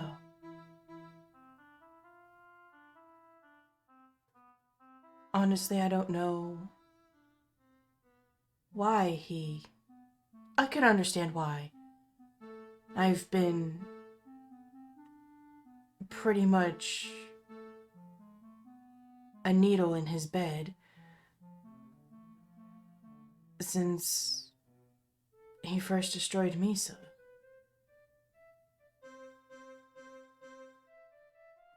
Getting rid of his patrols when, at the time, Kirish and his friend was doing that for me.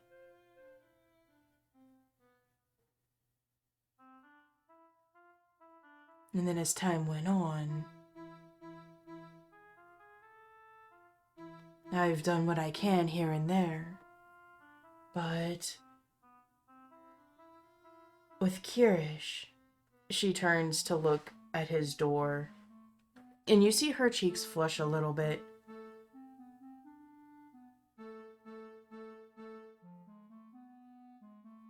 I honestly thought that he was a spy. He did turn full turncoat. And then I saw what he was doing on the sides. But he would bounce back and forth so quickly, She turns to look at you. For those people I can't read. Those are the most unpredictable, and ones I have to be very careful of. When I saw him group up with you, the Gondra, I was worried that he was going to finish off what he started. But when I saw him care so much about the dragons, and actually try and protect you guys, it made me start to self-doubt. She's a complicated person. Well, and I didn't really trust it too much. First woke up, it seemed distant compared to the rest of us. It seemed unwilling to want to even fight. I never saw him as a traitor. Just more as a case of he could have left at any time. But he hasn't, he's stuck by us. Was it not for yesterday's situation, I'd say I'd fully trust him.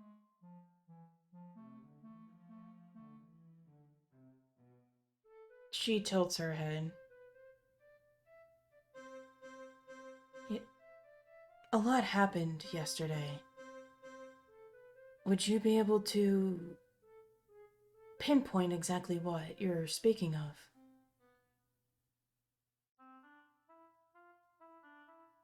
It was with Corellin. Tempers were flaring all around. Which is typical for us as a group. I'm used to that by now. But it's the first time I've seen that kind of anger in Karish's eyes. Pretty sure I mistook what he said. As he said, if something were to happen again, or something were to happen to you again, due to this situation with Corellin, he would wipe out her whole kind.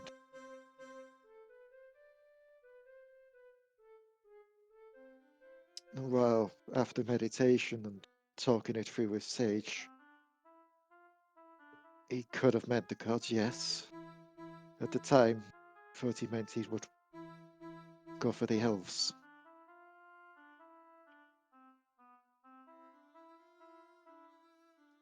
After all, Corellin might be a god, yes. She's still my goddess.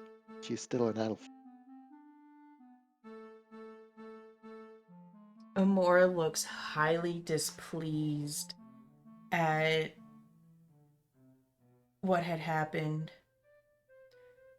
I do believe that he would go for the Pantheons.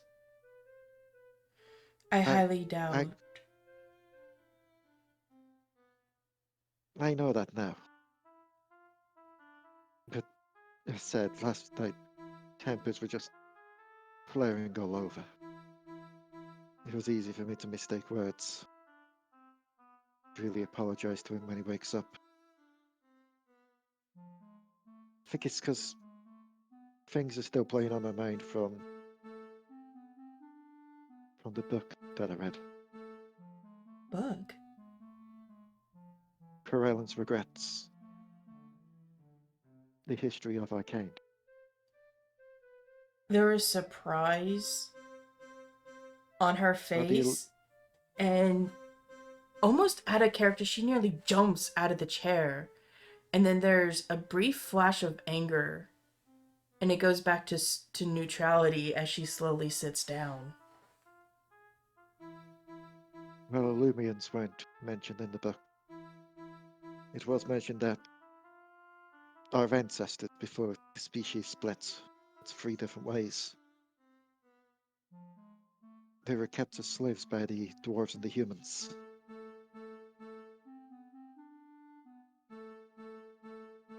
I guess I'm just afraid that that might happen again. I mean, part of it could be because as aliens don't really travel outside of our place. Most of us are content to just live there our whole lives. So after reading that book, I'm starting to realize it may be because a lot of us are still living in fear. Especially with what's going on, what is going on now. I can understand that. But maybe it's This because they actually can't leave right now. this may sound bad. I can understand why he keeps going for Sage. Why he keeps going for Kyrish, Car.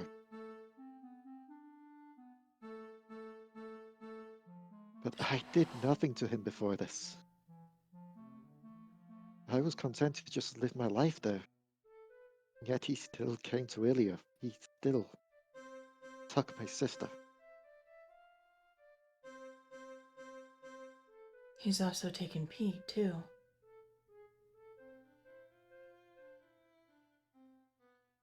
He tried to burn my village down. Now he's taken Annie. He's corrupted her.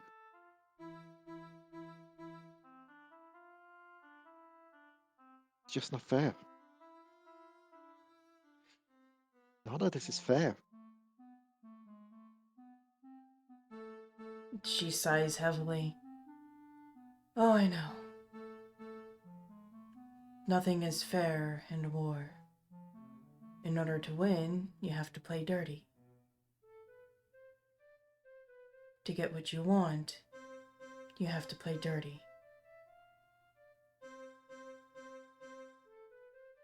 What is it that he wants from us?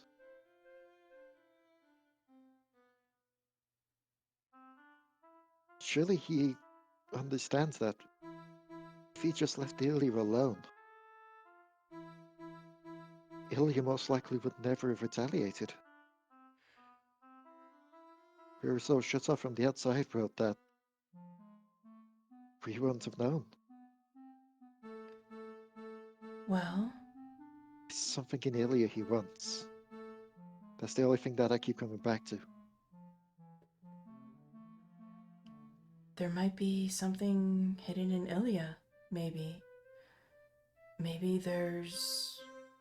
elves are prone to magic, so maybe he's needing to replace Kirish. Kind of freezes up at that point.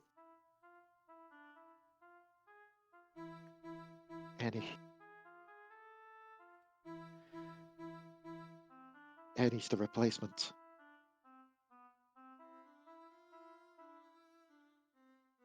Oh, she's a mage? She knows magic through music, but it's still potent magic nonetheless. A dangerous foe, then. We'd have to make sure we at least plug our ears and make sure we don't look at her if she starts casting. Bards are very useful, but it's only useful if they can be seen and heard. But if you're against one, it makes them very dangerous. She's only gotten stronger since joining up with him. It makes sense. Wait a minute. Her hands fold together. What does she look like? Pink skin.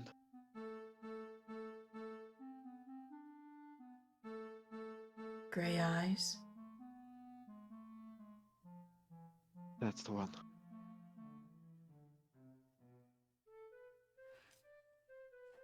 A scowl starts to form on her face.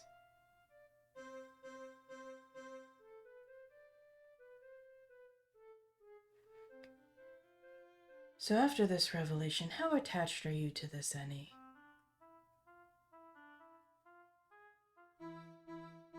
You're my childhood friend. My first friends. She helped me out with the off-label situation. She was the only one that believed me. And then her grip tightens, both like left hand on the counter, right hand on the handle of the coffee pot thing. But she threatened Sage.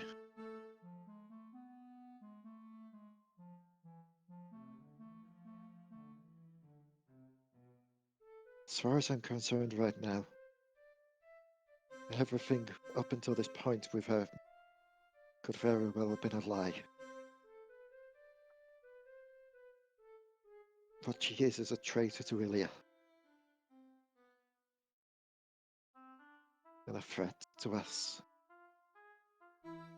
She is not the Annie I knew.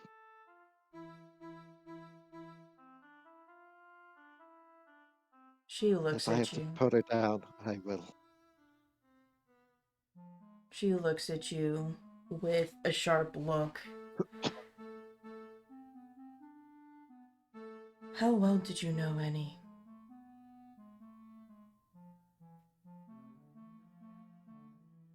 I mean, for almost most of my life, she was always there.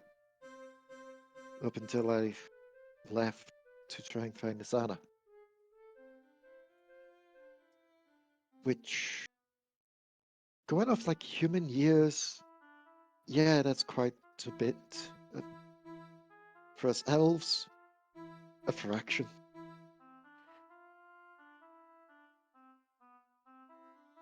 Did you know she has dragon blood in her veins?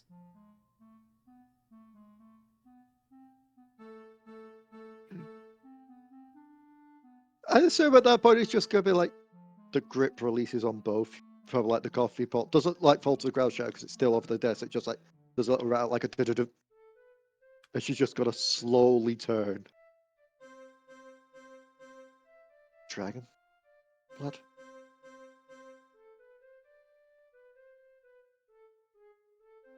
What do you mean dragon blood?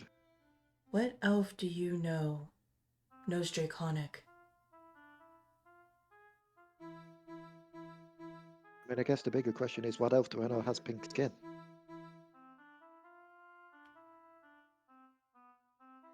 She never spoke Draconic around me.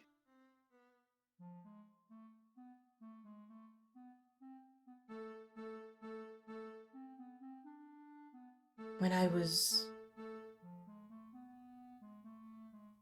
held,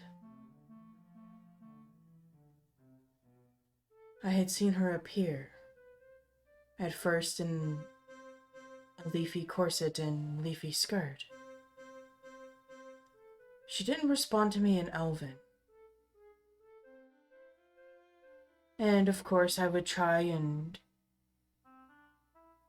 talk to some of the more scaly folk of the castle to try and set me free.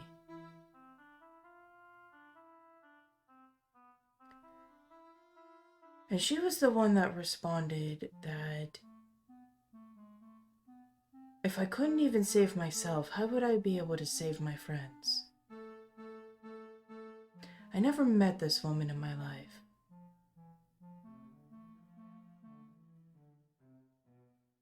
But when she spoke to me, she had almost a ruby eye color. Much like how when Sage got possessed, it would turn black.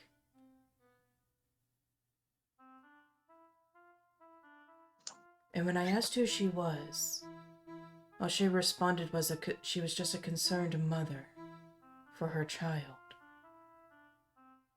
And then her eyes went back to normal gray and in a weird drawl basically said,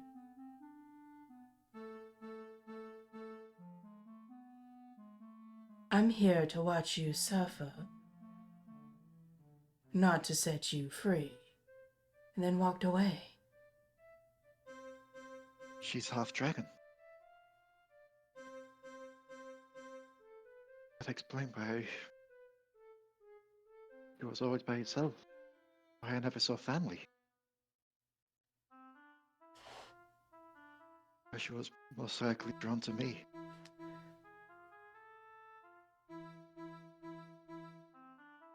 Wait.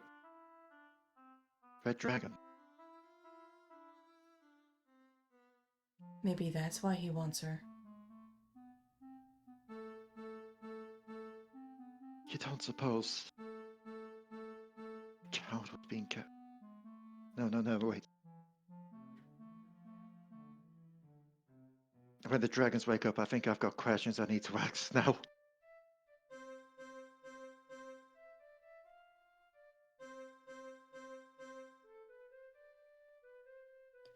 I will say it did not sound like Ishto's voice. And Ishto's more of a fire red than anything. Yes, but they may know where the other dragons are if there are other red dragons.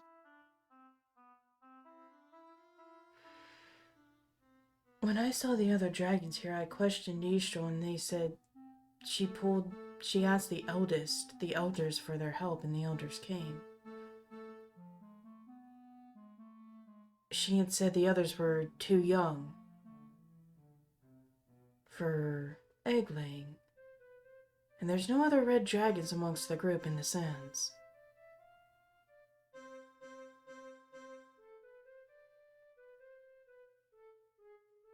Could it be a dragon from this place?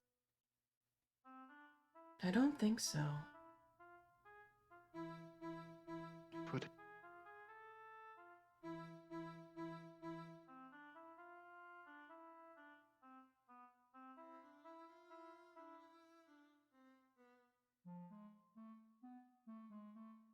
Well, whenever we get our hands on any, we can always have Riku's Zone of Truther and get all the information we want. I suppose, although she's a danger to have that close. Even with me being literally right next to her, still try to take control of my mind. And I don't think I need to state how dangerous that would be for everyone. Emora gives a gentle smile. Well, if anything, I don't think Kirish would like this too much, but, I think I'd be able to hold you pretty well.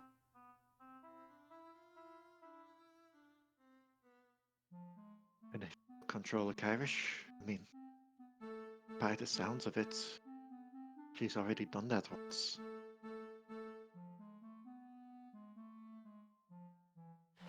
She frowns.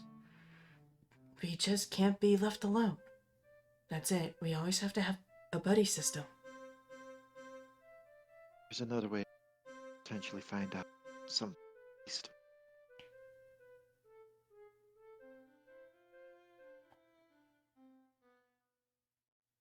Go to Ilya. We ask the village elders what they know of any.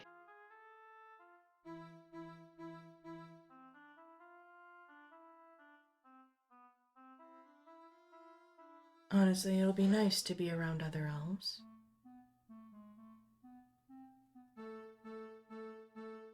Just somewhat concerned. Both with Annie being gone, I know she wasn't the only line of defense for the village. Puts the village in a precarious spot. And on top of that,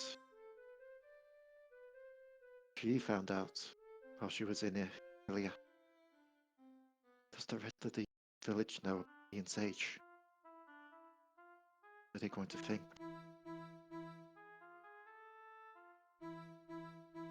If they truly care about you, I think they're just gonna be happy you're alive. And honestly, the only people you have to worry about making happy is yourself and Sage.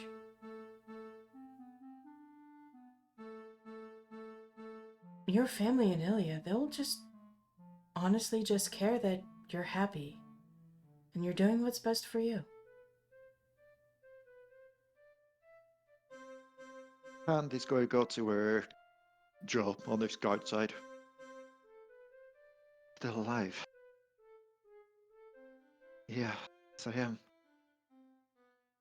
It's weird. Before I got my memories back, I would have disagreed with that. Well, I wouldn't have known.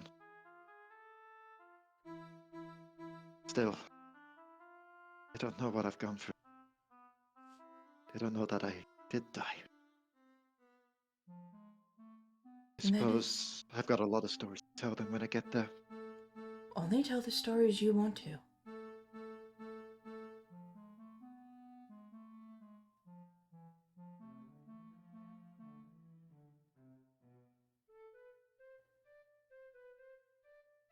I suppose, but there's no reason keeping secrets. After all, we've seen what happens when I do. She looks back to Kirish's room and folds her hands together. Yeah.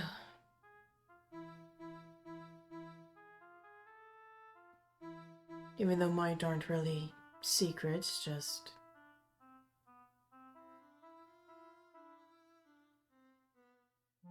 It's hard to talk about some things when the rest of the world is going to hell. Your problems just seem so insignificant. But to others, your problems might seem the world to them. Riku had the right idea.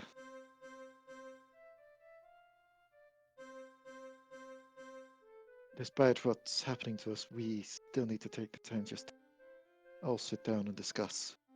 Just talk things out.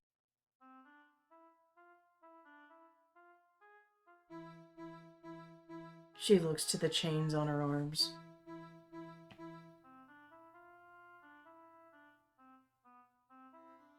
I know Kirish said that scars are to show that we're survivors, and we lived through it.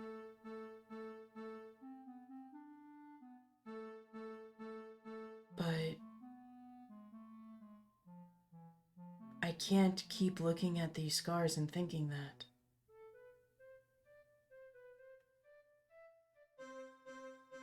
Then look at them less as a case of you survived.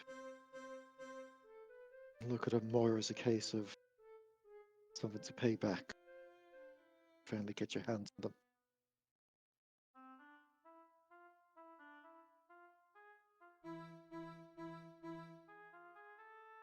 They scarred you. You scarred them twice as bad.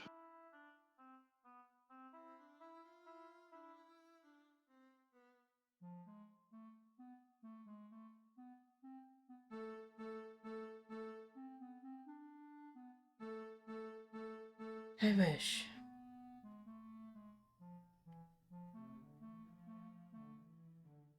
I know I need to. But I also don't want to feel empty inside after all the vengeance has been paid due.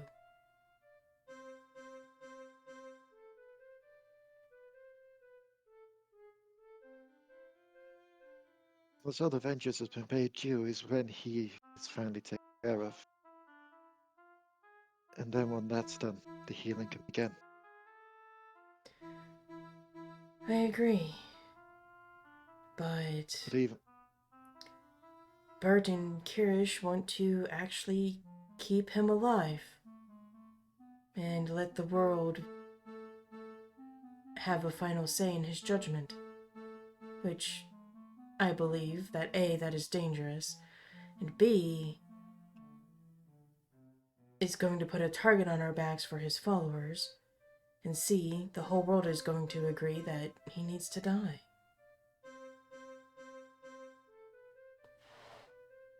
gonna sigh, just shake her head. In an ideal world, we could keep him alive, let him see justice that way. But I can't promise that. Not after what he's done. I agree. As long as he's alive, he's a threat to everyone. He threats Sage, Ilya. So, whole of Gondra, all of this world.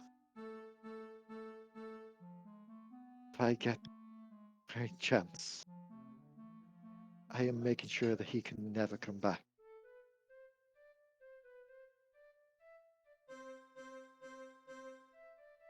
Even if it means I have to drag him to hell myself.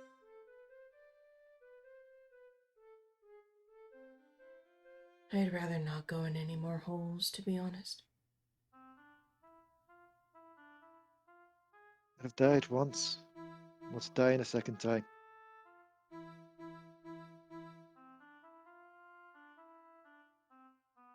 And then she's just gotta like pause a while, realize what she said. There I am talking like my old self again.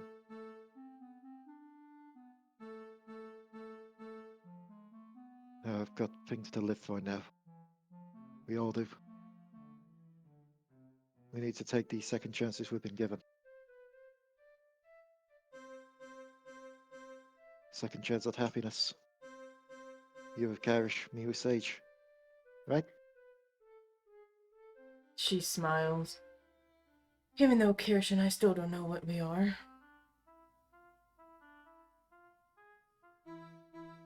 Then take the time.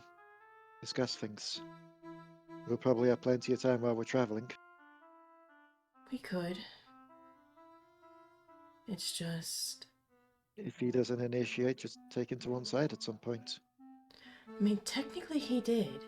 I mean, the man still owes me over a month and a half's worth of free cops. I'm still having that slight moment in the back of my mind where I'm extremely glad it was him and not Korric. Honestly, it Both wasn't because a even... height... Actually, no, even height situation would still be awkward then, given how tall Irish is. Yeah. I mean, he didn't even do it himself. He had his mage hand do it. I mean, to be fair, he'd either have to kneel down to do it himself. Honestly, not really. I come up to his chest. I was about to say, you calculated it with your heels on. Oh, yeah, that's right. I actually don't have, I'm gonna have to get new armor. God damn it. I don't have the coin nor the resources to get new armor. My dragon armor's too heavy. As bad as this is going to sound, Emora, we're Gondra and we're in Gula. I'm pretty sure you'll be able to get yourself a good set of armor without the need for coin. True, but I don't like to have services done without paying them. And you could ask them if you can pay it back some other way. Help around the city or something, or pay it back later. She just looks to Korric and then back to you. Why is it the first thought in my head was something Korric related? Because we already mentioned him, and he has that infectious personality. Ah, well, that is true. But... Add on to that, he can swing one hell of a mean spear. She just like kind of rubs his side. Oh, did you guys beat the hell out of each other too? Bert wanted to be trained in the ways of the barbarians, so I gave him some pointers. And then Kork joined in on the fight as well. Oh, wow. Seeing as Bert is sleeping, I'm guessing he went down first? Technically, he went down first and second. Oh? I gave quite a large blow to him. He was going to go down, but I gave some rallying words to him, encouraged him to be fueled by the anger and the hate that comes with being a barbarian. And he got back up.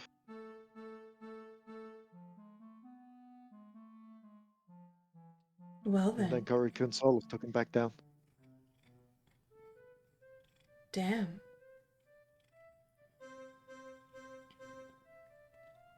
But even then, I feel like I took the biggest beating out of us all, but that's just because I can take it a lot more, I guess. You and me both, but in this state, I can't fight as long as I used to. I have a good couple swings and about 2 hits before I'm done. Cat. Solus starts taking Korric off to bed. Well. Looks like it's gonna be the two of us talking the night away as everybody gets some much needed sleep. Not gonna lie, I thought it would have been more morning by now. I guess we really did try and get to rest earlier last night. Judging by how the stars are looking, she looks out the window. It's only about 2 in the morning. My body is still getting used to this. I know it's a rare elf that can talk about actually having constant sleep, but that's what I was getting when I was a centaur. Hmm. Now I'm just having to try and find things to do to fill the time. Pick up a hot wall. I'm What? actually getting back into my hobby. Usually Oh, hobby. I thought you said a hot ball. No, a hobby. The, Usually I would just stay awake and keep watch over everybody. I mean, I have been keeping track with this. And she just rests the journal on the table. Just something to keep my thoughts in.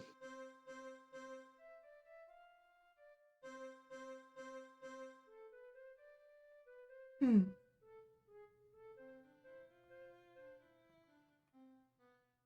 Of course, that's for private eyes. She just struggles and puts it away. A lot of stuff that I've written in there, I rather would not the rest of the party see unless dire situations take me.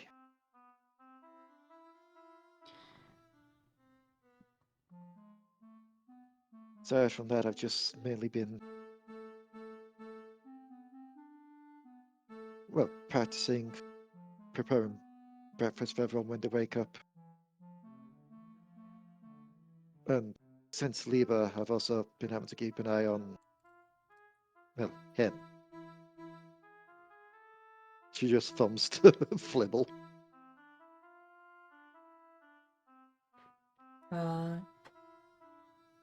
He is actually a good companion. He does have a soft side. Shut the fuck up. Sometimes he has a soft side. He was a very good guardian while I was out of commission, before the escape plan happened. I said shut the hell up. I have a reputation to maintain. Fine, it's just us three, Flibble. Everyone else is asleep.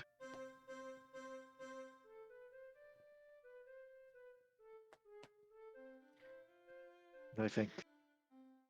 She chuckles.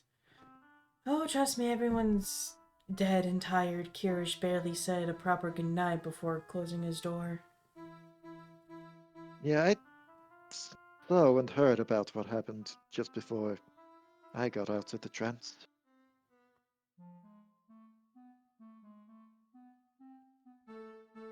She just smiles to herself and starts flipping through some of the pages.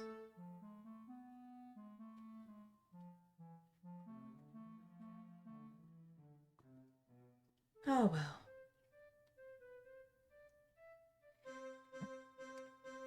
And as the two of you talk throughout the rest of the night, the scene fades as the stars slowly start to fade and the sun rises.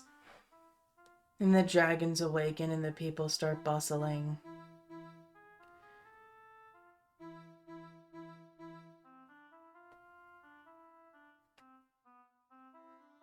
Back in Theme, where people are huddled underground. Alright then. How's our morale looking to them, mates? What do you think? Oh, we got Palace's Brews going. Can't be that bad, eh? when we only have half the suitable brew? I'm tempted to go up to Liba myself and demand what the hell is going on. Half of our import has been contaminated. We can't use it. And even then, we try to wash off the contamination just so we have decent amount of product. And that's not even for the alcohol. Ah, well. We gotta do what we gotta do. Right, cheerio. I'm off to do my patrol. You feeling alright? Yeah, mate. Why? 'Cause your voice isn't consistent. Oi, I'm just waking up, mate. Leave me alone. Mm-hmm. I'll take care of Palace today while you go patrol. Have a good one. Yeah. What was everybody's favorite part of the episode? Mini session.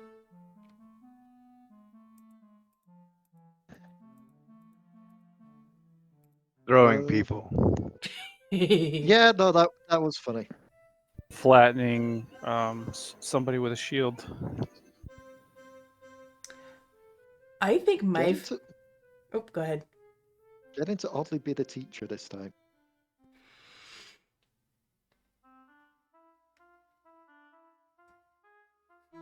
Like, I never expected a session to come where it would be Rhea passing on wisdom of fighting, but here we are.